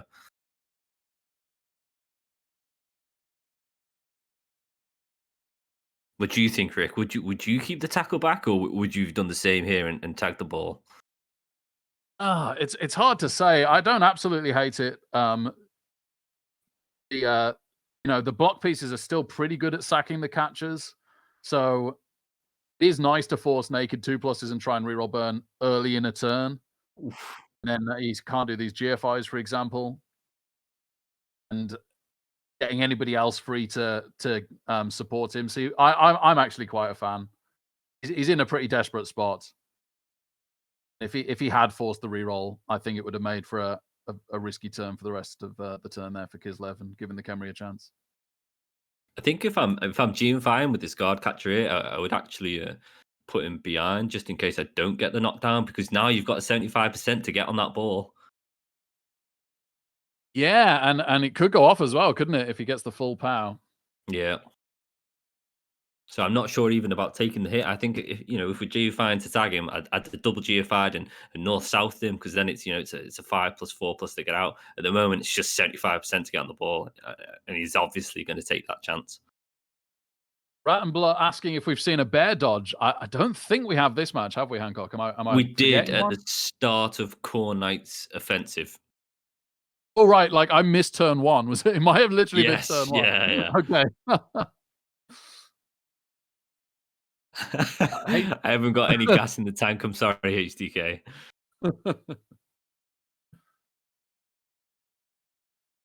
Yeah, it's gone slightly off the boil, Wolfbark, but fails the first try. I mean, we are now getting to the point where it's super deep into the competition and also really deep into this game. Oh man! And it's a stun. Huge. You can retrieve the ball without any GFIs. And that is the game upside down. I mean, obviously, just a couple of dodges away of getting him sacked himself, but that's massive. He's managed to knock it down and recover it. It's huge. It is. It is. It's a better spot than the Khemri could have possibly hoped for. Yes.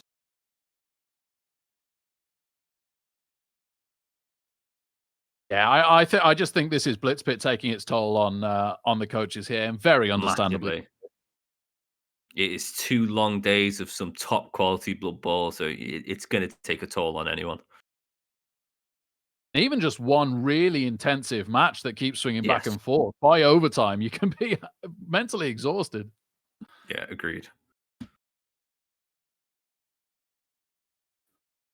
A fairly easy dodge with the guard, and then it's obviously a 3+ into 2 dice.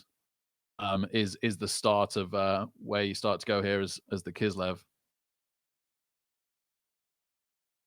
In fact, you could 3. I think you 3+2+ the LOS guy, and then with a decent scatter, you've actually got a score attempt with the alignment. Yeah. So this could be over this turn.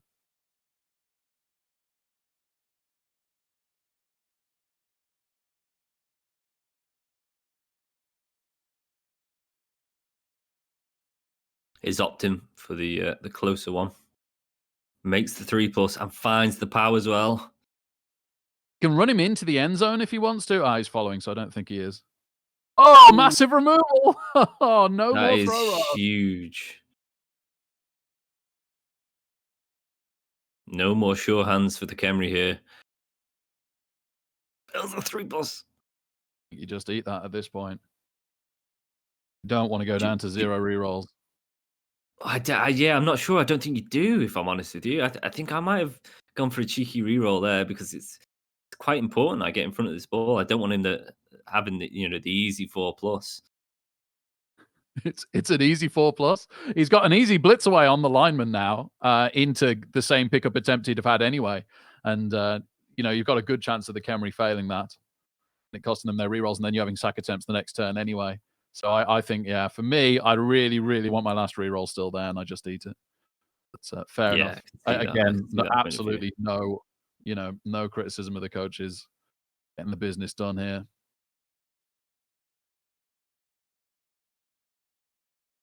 Oh, finds the power. Yeah. Gets the removal as well. Suddenly wrecking each other, aren't they? Yeah, they're gonna. I think we're gonna see the catchers get sandwiched and maybe another tackle zone on the ball. You have to try the pickup at least, don't you? You do have to try it. It's in one of the worst possible spots. Yes, yeah, it's such a scary pickup, because if that goes out, yeah.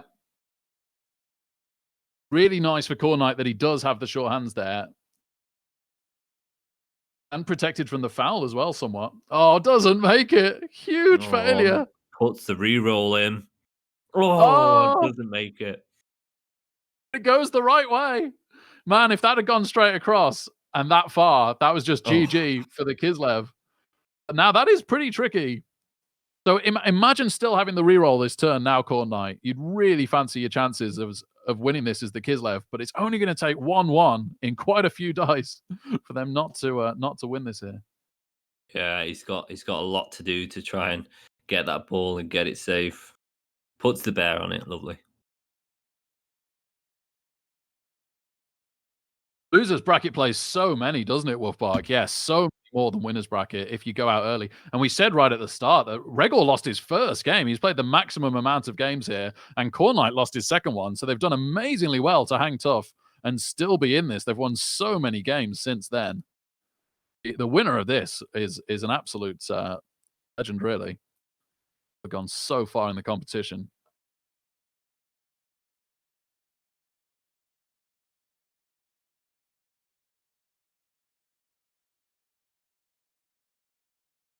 Oh, yeah. He can, with 1/2+ leap, he can get this pretty safe, can't he? The Khemri have everything to do. If only they had some sort of break tackle 2-heads bear.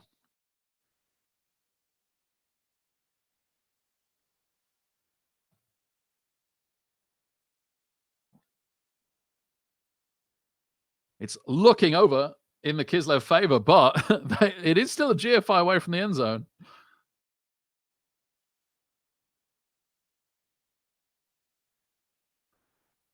Otherwise, it'd be very hard to see what the Khemri could do.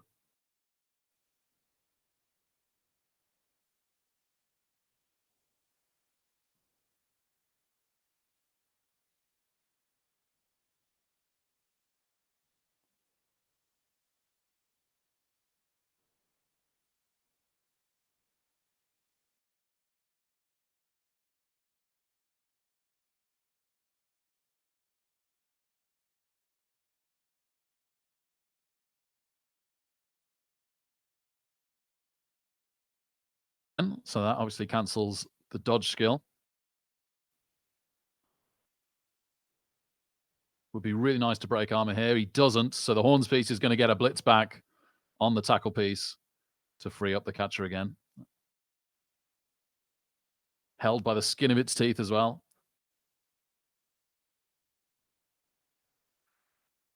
Bear is tagged. Might not seem like much on a break tackle 2-heads bear, but it's another 2+ with well, Loner doesn't matter anymore. It's another 2+, isn't it?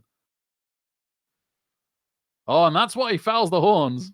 He wants that tackle piece available to tackle, but it hasn't worked out.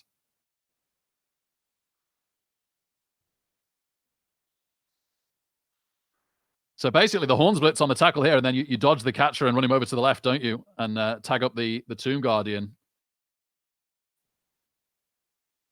And then we're going to have to see a 4+ dodge from the Mighty Blow Claw. And GFIs.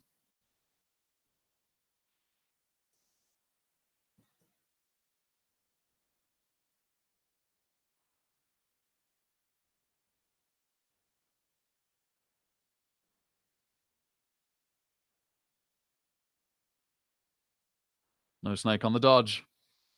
Looking really, really good now for Khornight.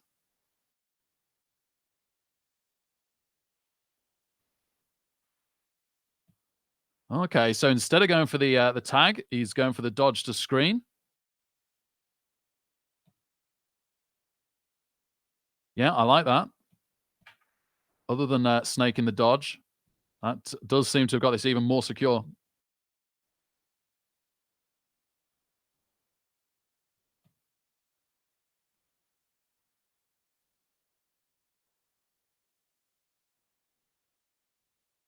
Great play from Khornight. I'm guessing we see a 6+ dodge.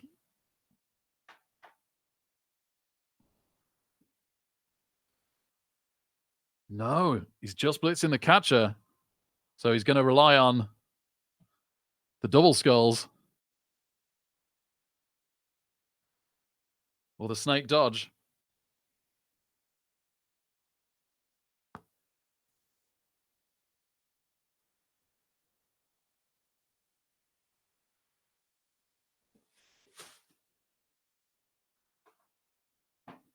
And that's it. It doesn't make any difference which he picks. Snakes or it's over. Khornight to play Dio.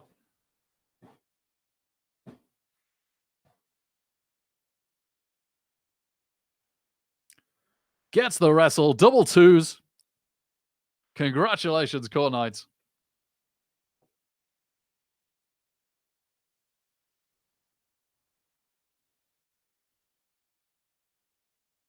What a fantastic match that'll be. No easy ball protection for either team. Fair play to Khornight on that one. Played a really good game, and to Regor as well for making it as hard as he did in OT with such a horrible heat roll. He really did well to make it as close as it was. He absolutely did. And whoever lost the coin flip was going to be massive underdog in overtime, which always feels harsh, right? So yeah, big credit for Regor. Actually turning him over and recovering the ball was a fantastic effort. But yeah, Khornight held tough and wins again. Like, just keep smashing it with Kislev in Blitz Pit. It's so great to see. Yeah, fantastic. Either of those teams going this deep into competition, you don't often see Khemri or Kislev do so well, and it's great to see the coaches represent such sort of niche teams, really. Yeah, the same with Mankiz and the Orcs, yeah. And we have actually had the odd Blitz Pit where Khemri was really favored as a pick, but then they've done terribly. So yeah, for Regor to get this far, especially after losing game one, like we said, he's done brilliantly. Well, thank you very much for having me, Blitz Pit. Thank you for co-commentating with me, Rick. I really enjoyed that game. That was a fantastic game. Yeah, pleasure, mate. Yeah, I've really enjoyed co-commentating with you as well, actually, buddy. That was a great game to get to watch. Yeah, it'll be over to PC soon, won't it, for the losers bracket final? I'm sure we'll be hearing from Nick. What was that? Sorry, I missed that. So before we go to PC, it's Dimmy and Elyod, baby.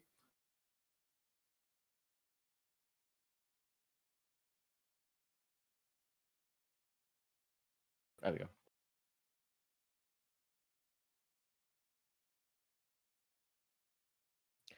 Thank you very much, Rick and Hancock. Wow, Dimmy, what a match that was. Twists and turns all the way around. It looks like the Khemri had it. It looked like the Kislev had it.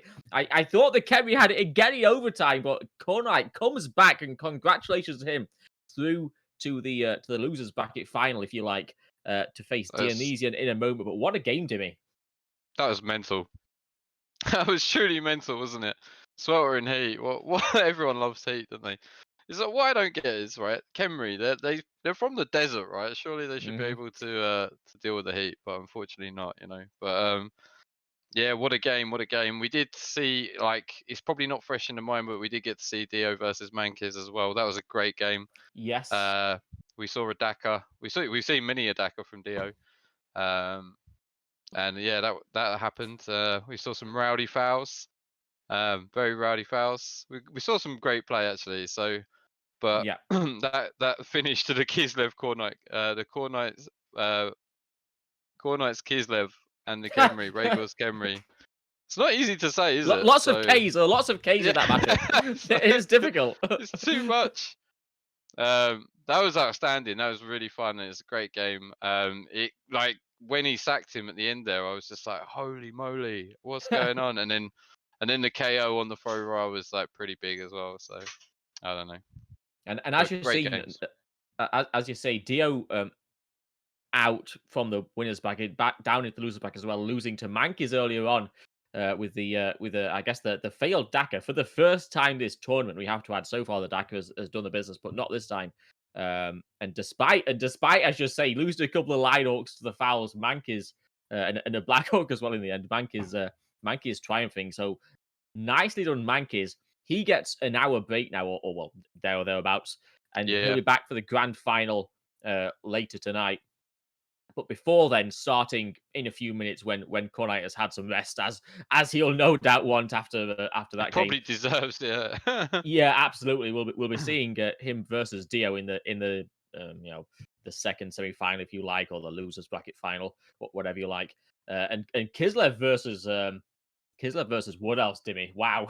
what do you think of It's that going to one? be mental. Oh, yeah, I'm really looking forward to it. I was saying to yourself, like we were watching the game, and I was saying, I was looking at the losers bracket, the Khemri and the Kislev, and I was saying to Elyod, I was like, I bet they kind of hope Mankiz like loses this one, just so they don't have to play Dio in the losers bracket. I mean, obviously you're going to have to play him in the final anyway, but Yeah.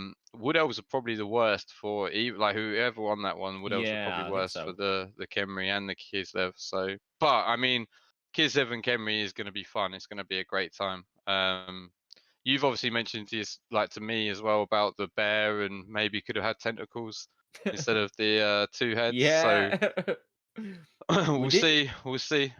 We did see a stand firm tentacles bear in this tournament, which I did quite like the look of. But it is the 2-head break tackle bear that is going all the way. I don't know if have we seen a 2 heads dodge with him yet? Has the 2 heads break tackle combination? No, I I haven't don't seen think one. that it has, but I might be I haven't wrong. I'm seen not one. sure about that.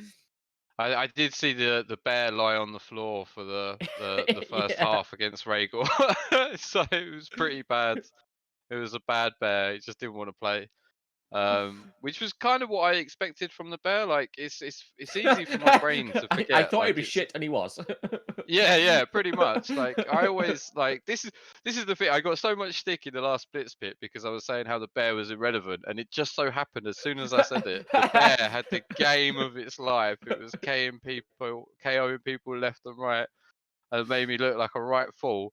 And then like I've purposely not mentioned the bear this time after my public shunning, and like he's been absolutely terrible. So I'm getting it back. I'm claiming my glory back. But oh man, what a game!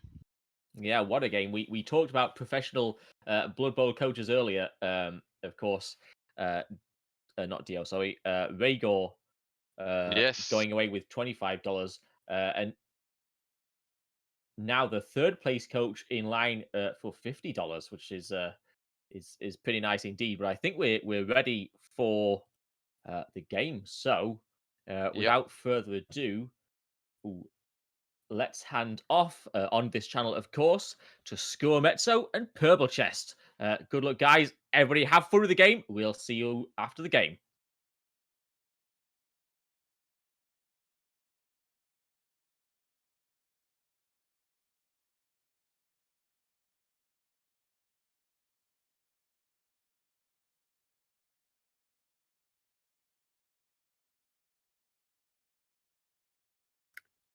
Good evening, good afternoon, wherever you are in the world. It is Scaramezzo here with Purple Chest, and we're calling the second to last game of Blitz Pit 9, Return of the Claw.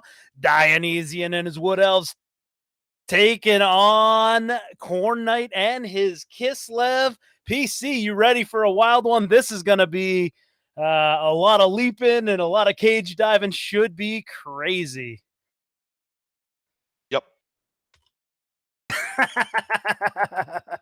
I couldn't be more thrilled than this. What a loser's final we have for you tonight. So Dionysian, the master of the Blitz Pit, the master of the self-belief, with his Wood Elves against Kislev. Now, I don't know about you, Skiro. I did a bit of research before this, and it's the first time we've seen the Kislev Wood Elf match in this Blitz Pit. Neither of these guys has faced the other race so far. I was doing my own research before this match, but it was mostly based on our Khemri coach who just fell out, Regor. Commiserations to him. But we're moving on here. We're going to find out who's going to take on the Orcs, Mankiz's Orcs, in the final. Will it be Dio or will it be Khornight? Here we go. Khornight on offense. Dionysian, of course, less games played. He came the winner's route until getting knocked down into this particular matchup. So he's perhaps a little fresher. He's just been able to sit waiting for an hour, chugging down his Huel and doing some yogic flying, waiting for this match to be ready for him. Khornight, of course, perhaps fresher in that he's been at the coal face. Perhaps he's got that heat of Blood Bowl battle in his blood. Yeah, well, he's certainly warmed up, but he just went through the ringer against Regor, so he's got to be getting a little bit fatigued. It's You know, I have to say, I Dio's thought game was about half a game of Blood Bowl to advance here, and it really he's was. getting I thought about halfway through the overtime. I do think there were a couple of misplaced moves from the Kislev who could have closed the game out quite a bit sooner. They allowed a ball sack when it looked like they'd already won. So let's see. Let's hope he can bring a fresher mind to this. yeah, It's been absolutely. very much And the the raid question, this Blitz Pit, hasn't it? These elves without trees. yeah, certainly. But the talk of this Blitz Pit has been that two heads break tackle bear, who he's been all show thus far, hasn't really done anything that you'd expect him to do with those skills from what I've seen. But that could just be a waiting game, and I think this could be the one where the bear cuts loose and could get Khornight into the finals. I don't think he has to do anything. I think simply by existing, that bear is a winner. Fair enough. Yeah, fair enough. And Khornight could have one of the greatest weeks in Blood Bowl history if he could top off, he could win Blitz Pit and then top it off by winning the SFL next weekend, becoming one of the extremely limited few champions of the SFL. That would be one hell of a week of Blood Bowl for Khornight. But he's got to face a two-time Blitz Pit champion here, Dio. And Dio, well, I think you and I we tend to agree on this one. Dio has been going into that DACA back pocket a few times this tournament. And I know I'm not a fan of it, and it seems to have been getting him into some trouble. How do you feel about that from what you've seen? I almost have no opinion at all on the DACA scorer. Fair enough. Fair enough. I despise it. I think it is an anti-Blood Bowl. I think it's a terrible and negative way to coach in most situations. There are times I do think the withdrawn offense can be effective, but I think if you trust to your positioning, if you trust to your use of skills, it's usually much easier to outposition and outflank the opponent and get a space past them that way than it is to run away. Yeah, and hope to avoid playing Blood Bowl. I am of a like mind on that for sure. And Kislev, not really a team you want to you want to go against with that strategy anyway, because you can't really hold them off the ball. No, if anything, they're even more mobile than you. I mean, the variance is higher on that mobility, but they can get anywhere on the pitch on almost any turn. So dackering against them or the withdrawn offense against them will be harder to do. I do think it's the problem with the withdrawn offense, the Italian offense. Is that it does put all of those roles into that one basket. It says, okay, well, I think on one particular turn, I'll be able to break the line so effectively that it will win me the half and hence the game. And I just think that's never that likely in Blood Bowl. I would rather have several turns to try and find the chance to do it. But some people swear by it, and certainly it's tempted Dionysian of late. It's something he's been doing a lot of. Yeah, Dio's been loving his failed GFIs and wanting his dodges too. This obviously not a clutch situation, but yeah, that's something he needs to avoid going forwards if this is going to be successful for him. Is my expert analysis of that. Roll less ones. Roll less ones, more good. Now it's left just a squeak of room down this side, but I don't think the Kislev need it. I mean, one of their great abilities is just to be anywhere they want in any given turn. I would be amazed if he didn't try and actually get some damage done with the bear whilst holding back for a turn or two. At the moment, he's fairly easily screening the elves who don't seem to want to overcommit or engage into the backfield. Yeah, and from what I've seen of Dio thus far in this tournament this weekend, he's being a lot more passive on defense with those elves than he has in his other games. But again, the mobility of the Kislev really kind of forces that a bit. Yeah, the bear roars in rage, impotent in the face of a modern world. Having opposable thumbs, but no means of activating a smart screen.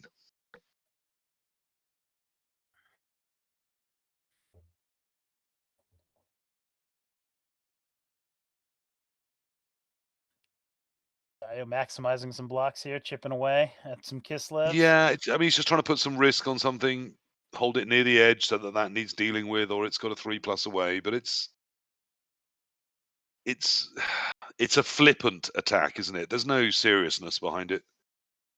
He doesn't think that the Khemri are coming down that flank. He's not really trying to stop them. Although, okay, he stayed I in don't there, think the which I Khemri are assumed he coming down wouldn't. either flank. Yeah, I had assumed he'd pull straight back out after the blitz, but he's stuck himself in there, isn't he? We might actually see sure 2 has. blocks from one of the teams this turn.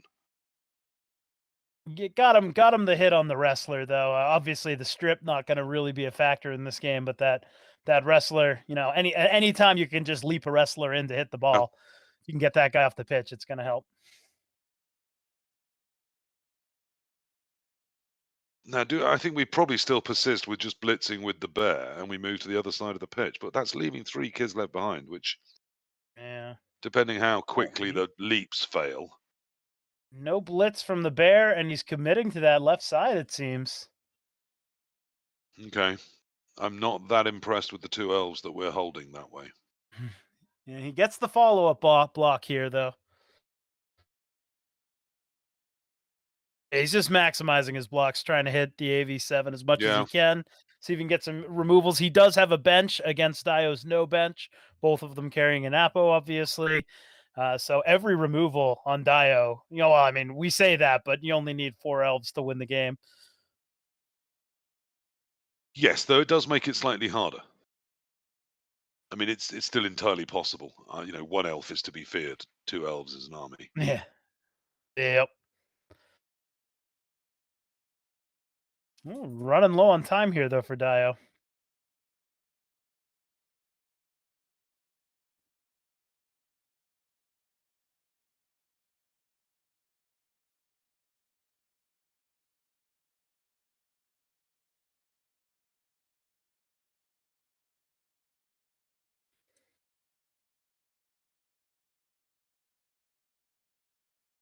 That's interesting that, I mean, both these teams, it is going to be a sort of sponge fight, isn't it? Outside of the bear, there is very little hitting power here.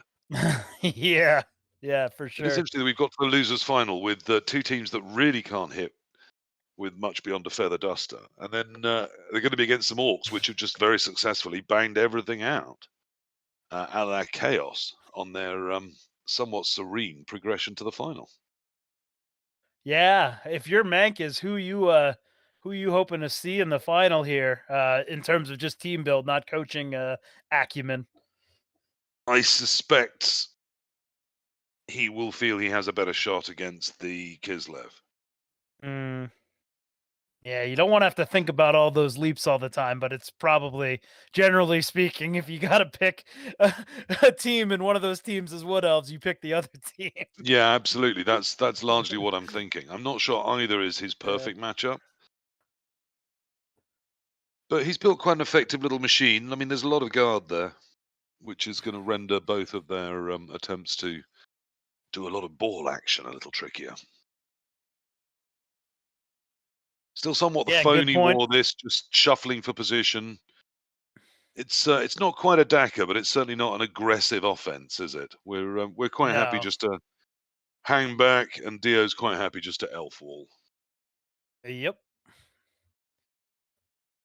Kislev, one of the few teams where the I mean, any team can bust an elf column, but Kislev pretty damn good at dealing with it if they need to.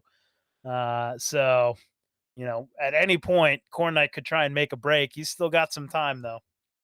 Yeah, I was a little disappointed he didn't this turn. There was a way by putting an assist in, he could have moved this first elf off and then, you know, plowed the bear into the middle of one of those stacks. Yeah. But it's you do denude your ball cover a little bit to do it. And of course, these woodies do come with a rather nasty couple of war dancers.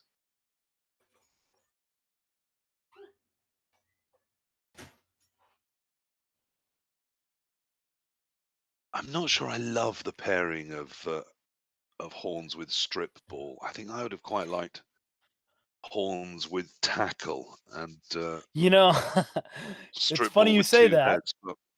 Yeah, I know Jimmy Fantastic in chat is nodding his head to you right now. We had a long conversation about that earlier, and initially I didn't really think too much of it because you always want to see strip. But yeah, strip ball has probably been one of the more useless skills than other than claw in some of the AV7 games we've seen. Well, there This were so many tournament, 'cause- there were so many skill packages that allowed strip, that allowed sure hands. yeah, exactly, and yeah, I think every game we've seen a horn strip baller, it's been against a sure hands. So you're really relying on the the horns wrestle guy for Kislev as your primary ball sacker.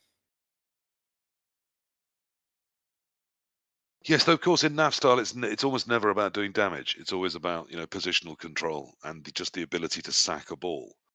Yeah. And wrestle does give you that. I say never about damage. I mean, there are builds that are, but they tend not to be at the top of tables.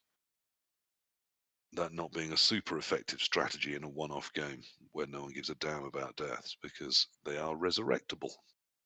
Okay, so we're coming this turn and we've got the POW as well. Yeah. Oh, gets the POW. Scary times now for Khornight. Recovery options don't seem that brilliant, but we'll have to see where the ball goes.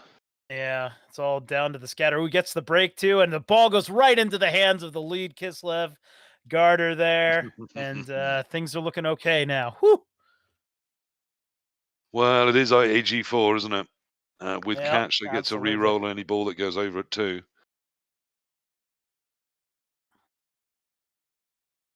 Do we call that a poor man's dump off? Yeah, that sounds about right. Same way that Frenzy is the poor man's tackle. Now, here's the moment. Now, despite the fact that we've just been sacked, if this elf stays down, that is a lovely target for the bear to go ploughing into with its ball and chain. With 3L to then hold on the edge and some serious space to be gained for this pack of Kislevs. Or, yeah, if that had been a POW, you could go straight up the middle, but it's harder up the middle to then form a cage that's safe. Yeah, You'd you be can looking get a lot of swarmed go up the for middle it. there. Yeah, you absolutely could. I still like staying quite neat and tight and not pushing too far forwards. But obviously, it's a shame that was only a push. That removed that as a... Oh, no, if this powers a course, there is a route up past the dancer. Or even you could over hit that the dancer if you wanted to. Yeah. You can also hit it with a bear. Might be fun as we lack a wrestle piece. We've used our tackle piece. Ooh. Good thing he didn't take the bear blitz, I guess. Yep. Oh, and he gets rewarded there. That's not the guy you want. That's the you don't. No, that's the two heads catching on. And that's the Apo keeping him on the in the game. Well, I mean, there's a lot of skills invested in that. That's not only got the two heads; it's also got block, of course. Yeah, no, that's the player that can save the game in an emergency. Dio had to keep him. Plus, I mean, any at this level, any player with that number of skills invested in it, you almost certainly throw your app off that and try and keep in the game. Yeah. Eye cage going here. Lovely guard on eye one cage. side of it. Yeah. The problem with this eye cage is there's only guard on one side, and the ball carrier's strength 2. Ooh. It's going for a bonehead there. Cannot get the bear on those elves. This bear has just been full of fail today. Yeah.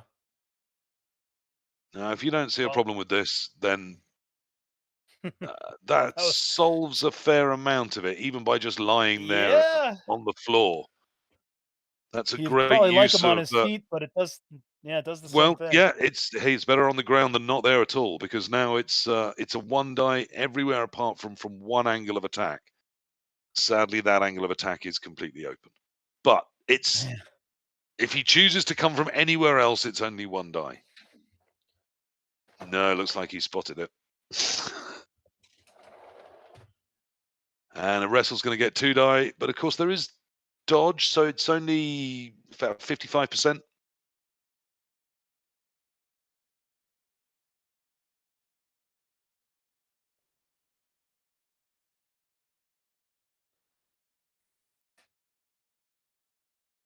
I guess Khornight really just wanted to push up. It seems like he might have overextended. Oh, he's going for the wrestle tackle. Yep.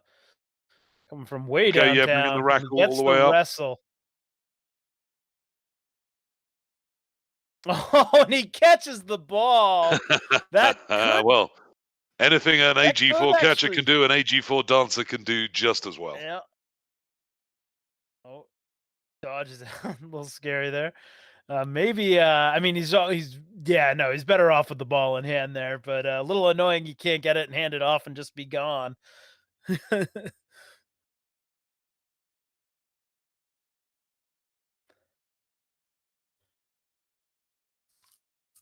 What a lovely old-fashioned cage the elves have chosen to form. Indeed. Is this the moment for the bear? No, he gets marked. He gets marked. Oh, that's such Can a he free him? shame. Can he chain him free? He might be No, able to chain him free. he might Got have him done down until there. this guy got knocked out. Yeah. Yeah, you're right. Oh, I mean, you could try a dodge, and if it works without the two heads, then you can dodge in. Yeah, I think Khornight might have overextended himself. He didn't need to advance quite that much, and that might have No, put he him really didn't. into that bad spot. There was just no way I could see that eye cage was ever going to cover every angle of attack on the ball. And sure enough, Yeah. it just wasn't difficult enough. It just took one elf moving to cancel the assist, and then 2 die could be had from multiple pieces with wrestle or rackle. Yeah, not great. Tired Blood Bowl.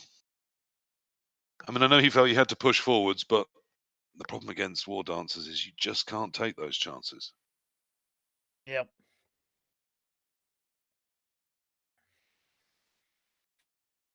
And the problem with elves is that not only are they that awesome at stopping you, they're also incredibly, ridiculously fast. Which means not only are you looking at not scoring on your drive, but suddenly you've only got a turn to stop them scoring on this drive.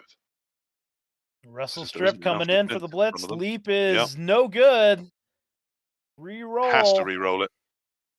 Of course. Sticks. No, he doesn't stick the landing that time. No. He's down. Double fail. And it is And officially I a fear disaster. now this ball will be gone. Yeah, I think suddenly, just like that, the Wood Elves looking like they could steal and score, close out this No, half. in some with a ways that's massive not bad advantage. for the game, because then we won't get a Wood Elf Dacker in the second half, or rather we will. We will get an Yeah. even more aggressive Dacker. Yeah. But the Kislev will have to come for it very, very aggressively, which they will, Yeah. because they've got the players and the skills to do so. So at least it bodes well as a spectacle, even if I agree. I suspect we may already be able to reasonably guess the final outcome at this point. Well, a lot of Blood Bowl left to play. A few of these games have really turned around in the last couple turns. Absolutely. We'll see. And Dio being one of those guys to do so. So we'll see. We'll see what happens.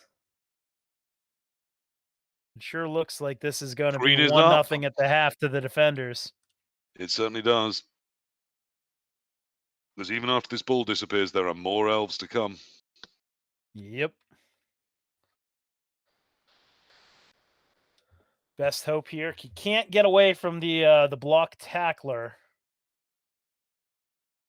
No, and there's a reasonable chance it can leap its way in, but it's how many other leaps have to be made to cancel assists and give him a single die. Because if suddenly you've got to leap 3 other people in first.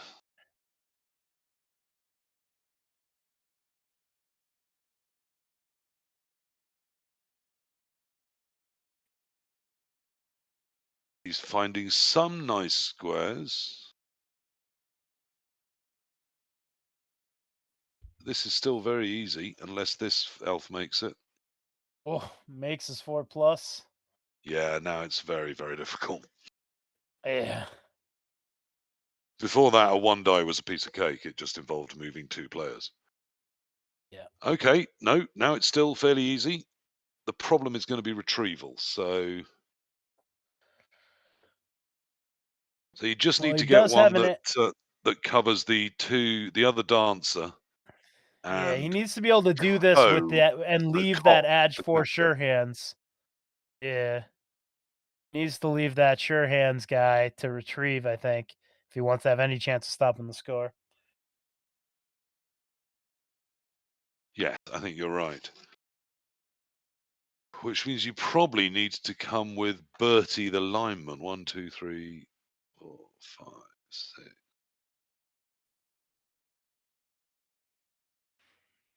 Who's one space short. Yeah, he can't get there. Difficult. Very difficult. It's about the Oh, he's pace of the going the elves as bear. well, isn't it? Here, okay, he's going to have to make some of these. Is he gonna just put I the think he's going prehensile to try. tail? Yeah, I think he's going to try and just put him on the dancer. Well, there goes the second elf. Well, first. But it's elf, all. I mean, it may technically, also 'cause just yeah. be about attrition ready for the second half. As we said, as I said, he's got the skills to just come at these elves, no matter how bad things get. There we are, two heads doing a job. We've been waiting all weekend for it, and that's It was a 3+, that's and what he he's made been a here 3. So without two heads, he would have failed that dodge. for. Yeah. That was a two heads enabled bear dodge.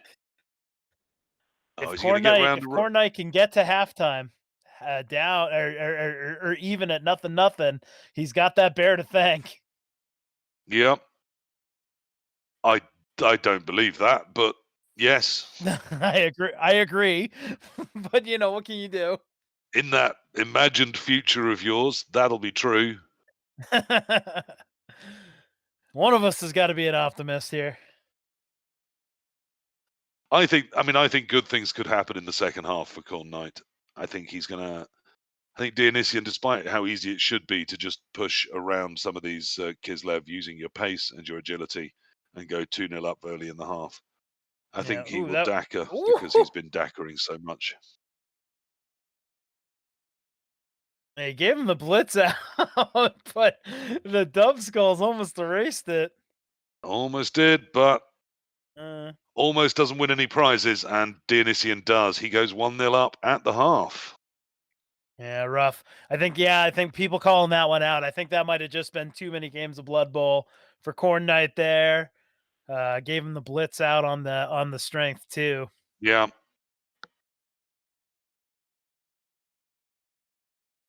Yes, I assumed when he leapt over that he was going sort of one step in front of the dancers to make them leap instead of dodge. Yeah.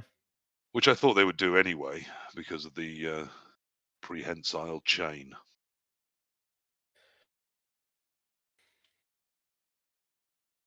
Right, so it's all Dionysians here. He's got enough elves. He's got several rerolls. Way too many for an elf build. And he's got touchdown.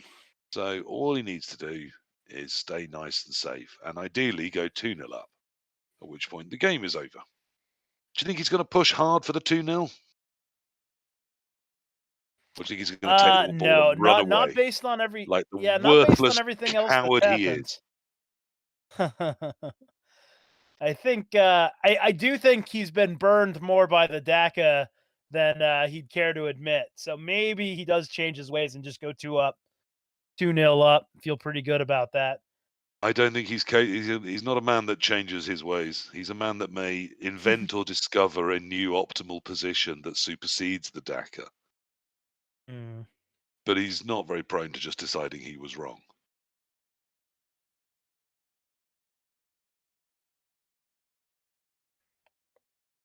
Yep, looks like Nick, he's we setting up flipping disappear.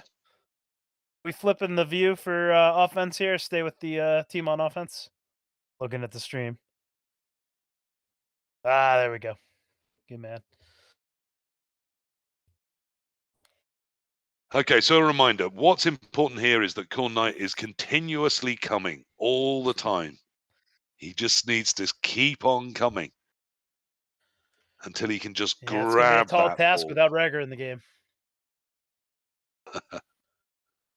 Until he can just grab that ball and make it his. Oh, he is. It looks like he's going to go real quick for the score. Go up 2-0. Okay, well, that makes perfect sense to me. Yep. And also, again, this fairly narrow setup, I think, is allowing that slightly. I understand why he's put 5 on the line of scrimmage. It's to try and prevent the Daka being as easy to do as it could have been otherwise. Stop the easy blitzing off of the corner and the retreat, but instead he's left himself way open on the wings. Yeah. And even just one guy each wing, as we saw with that pushback there, would have made it just a little bit harder. As it is, I think it's going to be very, very tough to stop this 2-0. Yeah.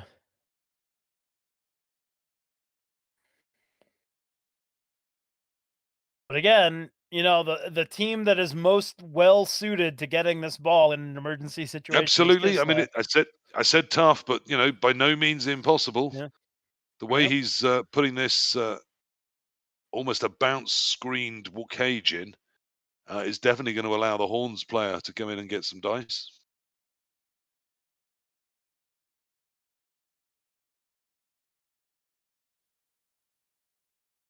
But of course, the tackler has been caught over one side of the pitch, and he's the one I would have wanted more central than any other piece. But that's just me. I guess the wrestle strip ball is can do the job just as well. Or as I said, the wrestle horns. It's a profusion of choices here. Certainly plenty of Cossacks around still to cancel the assists off before the leap goes in. Okay, so it's yeah, not going to be the horns He's going to be piece. going in with wrestle strip here. It'll be wrestle strip. I think it's the wrestle strip. Yeah, absolutely. Got to cover all his bases first. Make sure we get all our safe moves in. I mean, I would have loved to have come with the tackle. But I mean, the advantage of tackle is that you're not just pushing someone and taking the ball to ground. You're knocking them over, which is better. Yeah. I like knocking things Yep. over. Well, let's see here. He does have the edge for sure hands to react. He fails another leap. He's got to re-roll it. His leap dice have not been lucky. This has to be a reroll, surely. Oh, no. And it's another 1 in 9. Well, that might have put that one to bed, unfortunately.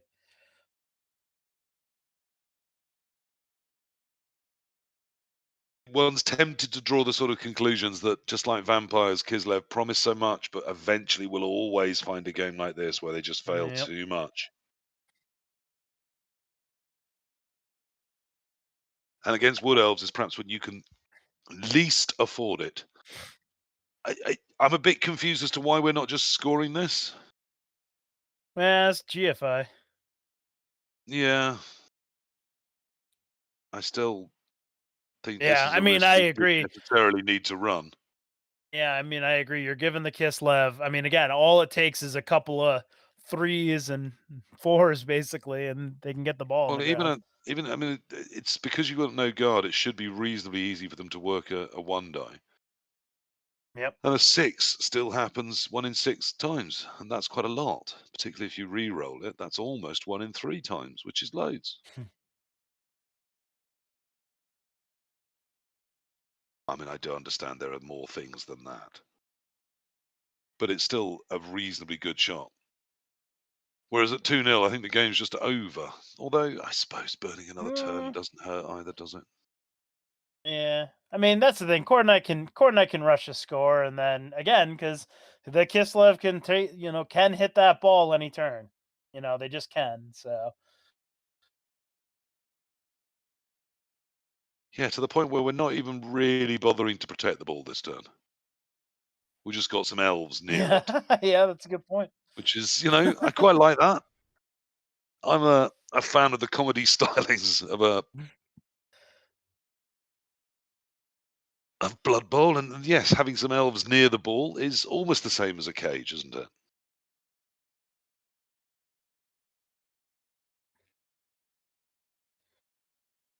And we put some more elves fairly near it, making it even harder to get to the ball. But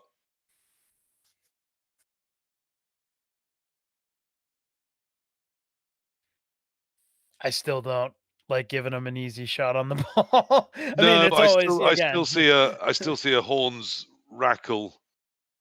Yep. 3+2+2+ for 2 die. I mean, recovery is a nightmare, but I do have AG4 pieces, which if they can scoop it up, can then punt it up the field. I'd still be going for that. And even if not, I'm putting the sort of pressure on that might make this score come nice and early, giving me some chance of scoring back and then a nasty kickoff result. Yeah, we're getting close to it, though. I mean, he's got nothing else to do but try and hit that ball. So, ooh, don't know if I'd like moving him. 3 though. plus 2 plus 2 plus. I think that counts as a decent chance. Yeah. I'd be stopping moving things fairly soon. I agree. You got to have someone to go after the ball. I guess again, he's going to lean heavily on that Dodge Sure Hands catcher. Yeah, and someone to throw it to. Was he chaining here? Interesting. Yeah, it looks like he is. So oh yeah. No, that saves him. Yeah, saves him a bit. It does, Saves but he's him a running bit out of with time. dice. He's going to run out of he time. is. He's got to be quick here. I don't know how he's going to recover this ball if he does get it down. I don't think he can do this in Yeah, it time. all took too long. Way too long. Well, now he's got the route to do so. But he doesn't have the But recovery. no one left and no time to hit the ball. Well, a great that's plan. Blitz Pit claiming a turn. Yeah, a great plan, but unfortunately, he needed to do the brave bits earlier in order that he could actually fulfill the whole aspect of the plan. Because 80% of a plan, you may as well not have done anything at all. That is, you got to factor that into a game like this. That's the whole point of this tournament. And just caught him there. It was a nice chain otherwise, though. I did like that. He saved himself some dice. No, he didn't though, Skuro, because in the end he didn't get to attack the ball. Right. Whereas if he hadn't done all that arsing about and he'd just done the 3 plus 2 plus 2 plus, yeah, he may have got the ball yeah, down. fair. If So he look, came up with that plan midway through the turn, sure, yeah, it was a good plan if you had 2 minutes or 3 minutes in a turn, but it wasn't a great plan for a minute turn because he didn't get it done.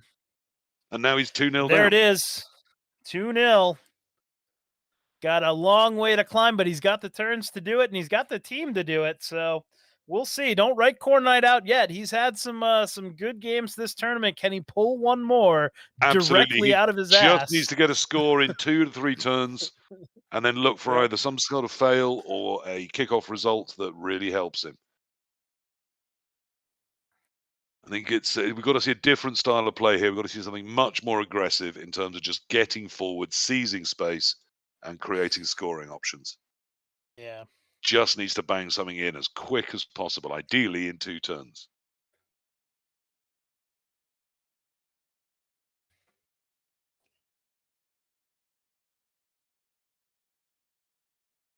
I guess what I'd like to see here, particularly as Dio's going with a fairly narrow setup against, is some Kislev running down both wings.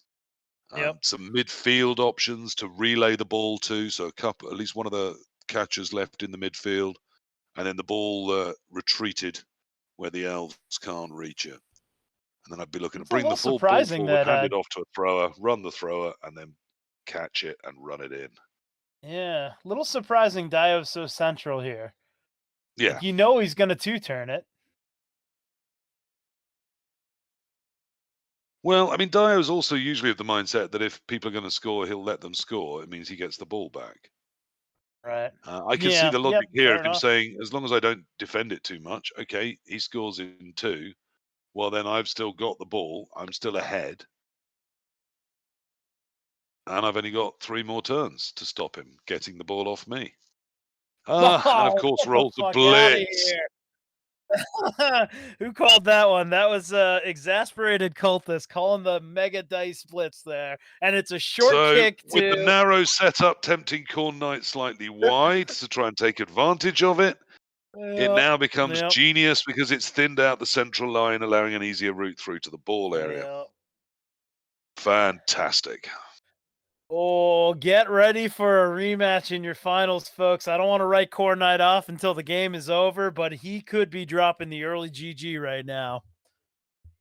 This is the point at which you start thinking, now, what were those things I was going to get done today before I ended up blitz pitting my day away? Yep.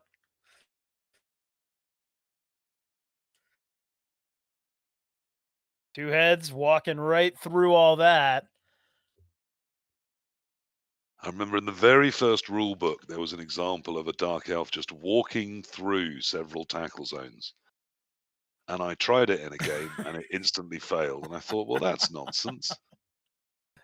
Little did I realize it would haunt me for years. I believe it was Jeremiah Cool dashing through a tackle zone.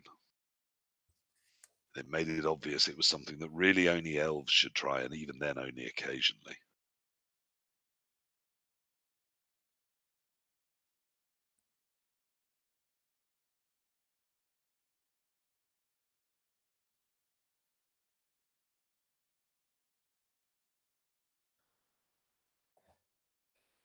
Right in Okay, the just the hands of the two elves catcher, and have penetrated fun with him. this Khornight.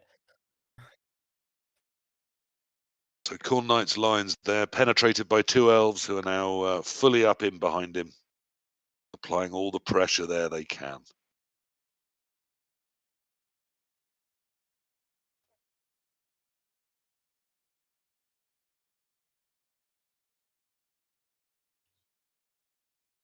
Okay, now that was brave, straight away with the dodge off tackle, but needs to be done. Yeah. And more dodging is going to have to get done. I mean, what do you come with here? Do you come with the tackle piece? Wrestle strip. It's the wrestle strip choice again. Not where he wants the ball, though. No. The problem with wrestle aggressively is exactly that. That's one less piece stood up. Yeah. Wrestle so fabulous defensively, just useful but limited offensively. So his, I assume his hope here is to get that ball into that catcher's hands. He's got one buddy to go with him upfield. Yes, I think this is AG4 to AG4 to run away, isn't it? Though, and then try and leap some line frogs afterwards. Yeah. Oh, he's running low on time again, though. He's got it. He's Yeah. got the ball in hand. He's got to move. Khornight. He ran out of time. He ran out of time again. I just think I mean, I understand why he's very tired. A lot of Blood Bowl over the last couple of days. All a bit high pressure. There's so much to find and do and think about in a Kislev turn. It's one of the reasons I really often wimp out and stick with dwarves. Is it's just something I don't have to think about. I can just start a turn and it'll usually work out more or less all right. Throw your 2Ds and call it a day. Well, I mean, so much of it can be done on autopilot because they're shapes I've seen hundreds of times. Yeah. But Kislev, and same with vampires. Just every turn, you've got to be so fresh, so ready to find that perfect route forwards. And even though there was a nice plan there, another time it just wasn't quite executed in time. And down goes the ball carrier, ball right into the hands of a waiting elf, and that is more or less gonna run a miracle comeback out of time. Is still technically time, but I don't really see how. I'm trying to come up with an idea as to how this gets solved, and I'm really running on empty.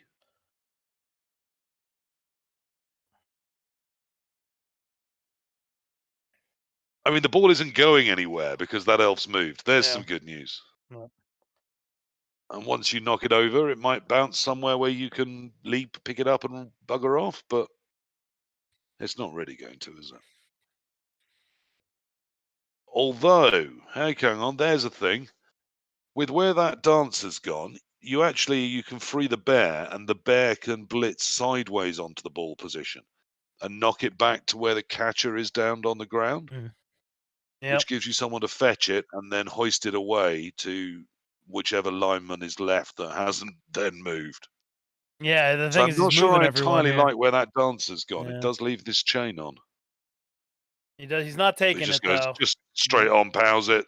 That'll probably work. Except the ball's now in a horrific position, which was my concern. Yep.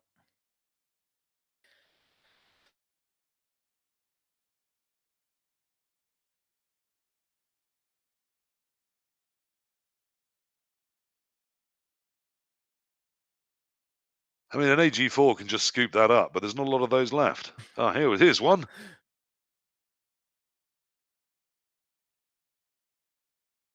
And Oh, all it's done is interesting. put some contact on the ball, which there's not enough time for that, really. That ball needs to be headed He's gonna upfield. blitz that ball clear and then just take his he's got the tackle hit on the ward answer. And then clear ball to run with, but he's gonna get run down. I mean, Another failed leap. He has, but you say he's got it, but it is after a 3+ leap. Which is something he can't do in this game. Oh my goodness. Yeah, there were no game sounds last game either. I noticed that too, Jim. This is one of those ones for the people who have been frustrated playing Kislev by how they just don't fail those leaps. Yeah. Well, this game they have. And of course, a 1 in 3 they should fail about a third of the time, and even with a reroll, about 1 in 9. And when sometimes they seem to do 4 or 5 a turn, it just feels like that's never coming around. But suddenly you get 2 turns where it happens on an absolutely crucial leap, and the first leap he's tried, and it's game-endingly bad. Well, for Khornight, a loss here isn't the end of the line for his magical week of Blood Bowl. Again, he could be entering the upper echelons as an SFL champion with such coaches. I thought you meant he was going to qualify for the Chalice or something else that was important. No. SFL, the greatest league, with the greatest champions, such as, Oh, is that the one with Jimmy two-time Fantastic champion and a few of his mates? No, Jimmy's never been able to make it through a full game. Anyway, neither here nor there. I think Dio about to run this one out. Yeah, I think we're done by the shouting here. Here goes the ball in the hands of one elf. He's handing off to another one just because he can. He doesn't give a shit. That's gonna be the he 1Ds it. Well, now, to me, this is some toxic showboating here. The game not technically won. Yeah, I don't know what to say about that. That was a block that shouldn't have happened. No, but I guess that's the same as the dodge fail would now. have been. So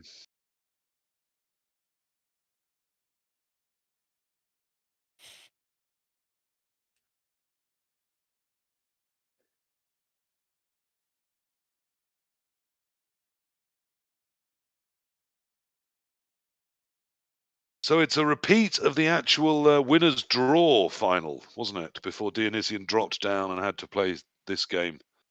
Before rising back up like a phoenix for his revenge shot at Mankiz. Mm-hmm.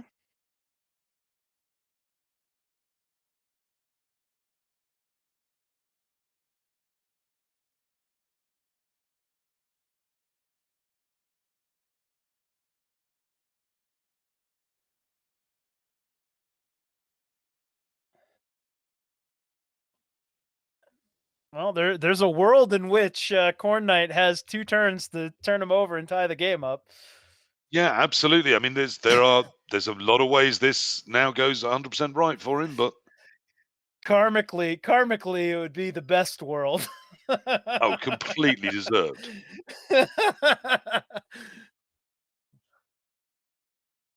Why are we not? I don't know. Are we going to run out of time again? Just coming up with a good idea?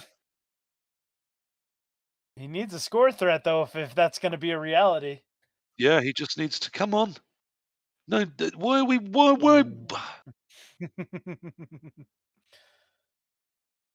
Sometimes there are things I don't understand, but they often seem to work out. So perhaps I'm just an idiot. He's just not even putting a score threat out. Yeah, I don't. I mean, presumably it's going to go now in the last couple of seconds, but why wait till this point for the most important? No, we're just staying there.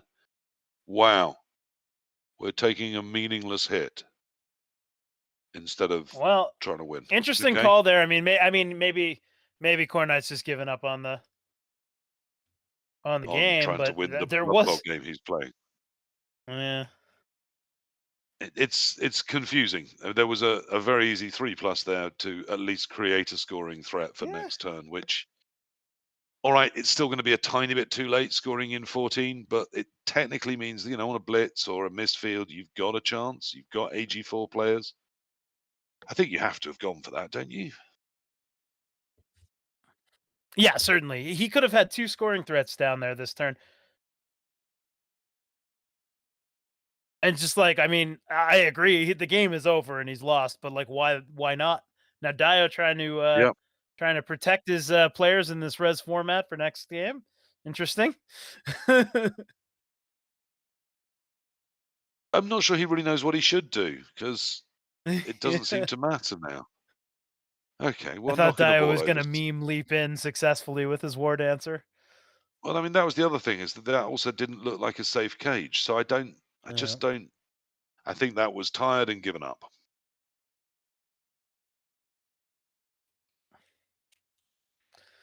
Back and forth we go. Who's going to catch it? It doesn't matter.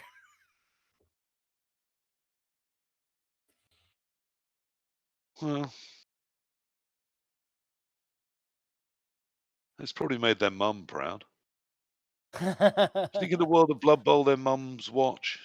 I mean, in every other sports world, they do, don't they? Maybe. Well, I know Khornight biked over to his mom's earlier today for Mother's Day in between matches.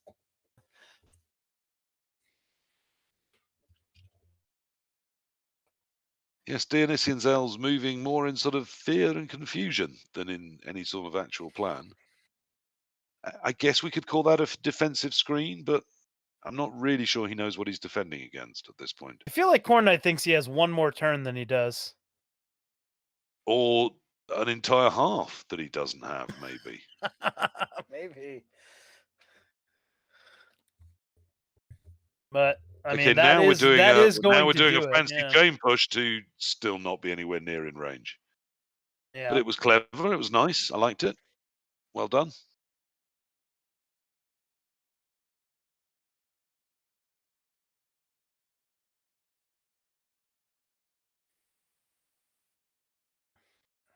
I mean, I guess he's trying for the old turn 16 blitz score on the kickoff. That still technically keeps the game alive. Odder things have happened. It's possible. Yeah. This Seems game like is the harder not way to go. 100% over. It just is a lot more over than it could maybe have been if we'd scored this turn. Yeah, I agree. I mean, yeah, you're right. With a blitz action and then a turn 16, it is doable. But it does mean that blitz is now the only thing that saves us. Yeah. He had a real shot. Dio, Look, for he's no now reason, built gave him a real shot there. Another nice shape. A Wenger bus. Ah, but the bear going stupid means he can't complete it.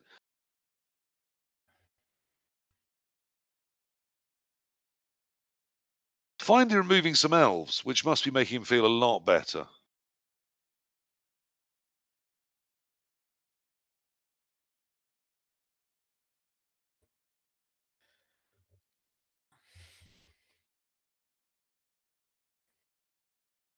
Again, Dionysian probably here wondering, should he even bother defending it or just keep every elf dry as an anti-blitz defense? I mean, he isn't long on elves anymore, and blitz would make it very interesting. I know it's not likely, but it's now his biggest threat. Right. We've already had one blitz. Okay, so he is coming one die on the ball. Oh no, it's 2 die somehow. How did I miss? Oh, because of Strip horns. is what it is. That's right. Yeah, it's the horns stripper, isn't it? No, it's the horns wrestle. No, the horn stripper. Strip. Yeah. Yep. So it strips it and gets 2 die because of the horns. That hasn't changed very much, to be honest. Until this ball is spirited away.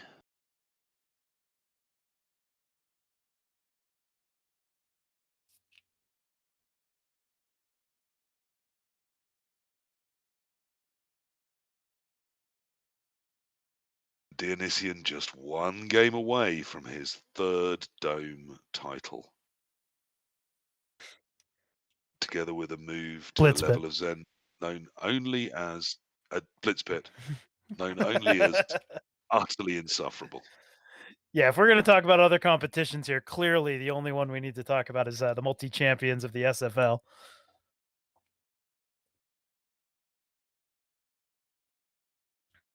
I love how you managed to convince yourself in saying SFL that those letters sound like it's something important. It's brilliant. It's a really nice piece of work.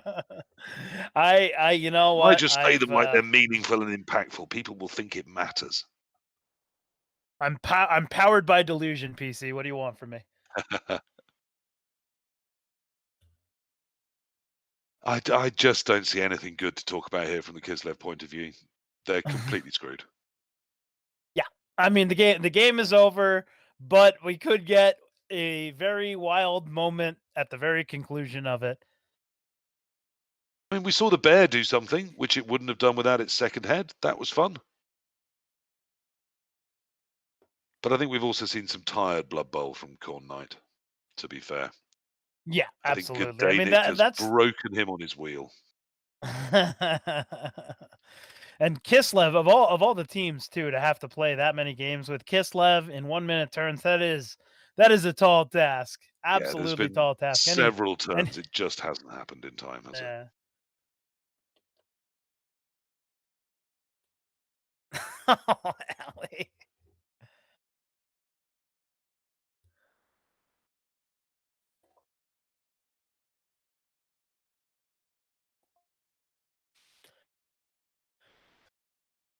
All right, and here we go for the score. It's just one's the dodge, reroll in. Had the reroll to burn though, and here comes the tripwire. Yep.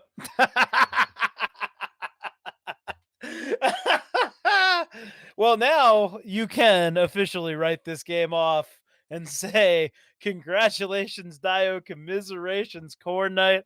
What a wacky game of Blitz Pit Blood Bowl there. And we are getting a rematch, Mankiz versus Dionysian in the Blitz Pit Finals. And I believe on the call for that one's going to be Jimmy Fantastic and Rick Reckless. Correct me if I'm wrong, going to be Nick. a bit more of a feast of Blood Bowl. It does look like that's the final we're going to have. Yeah. And a real clash of styles. Some very bashy orcs there matching up against these very, very dodgy elves. Dio just getting his his touchdown count up, his historic touchdown count, I guess. 3-0 Dio over Khornight.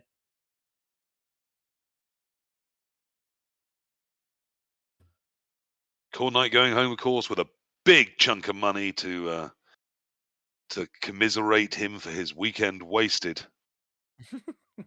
It's never wasted when you're competing in Blitz Pit, PC. Is if you come third, that's not even best of the losers. Oh, Jesus Christ, man.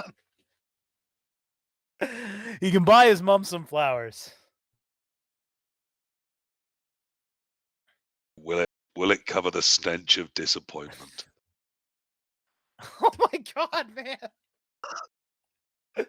And we can just end turn happily here. Nope, we're going to throw some blocks.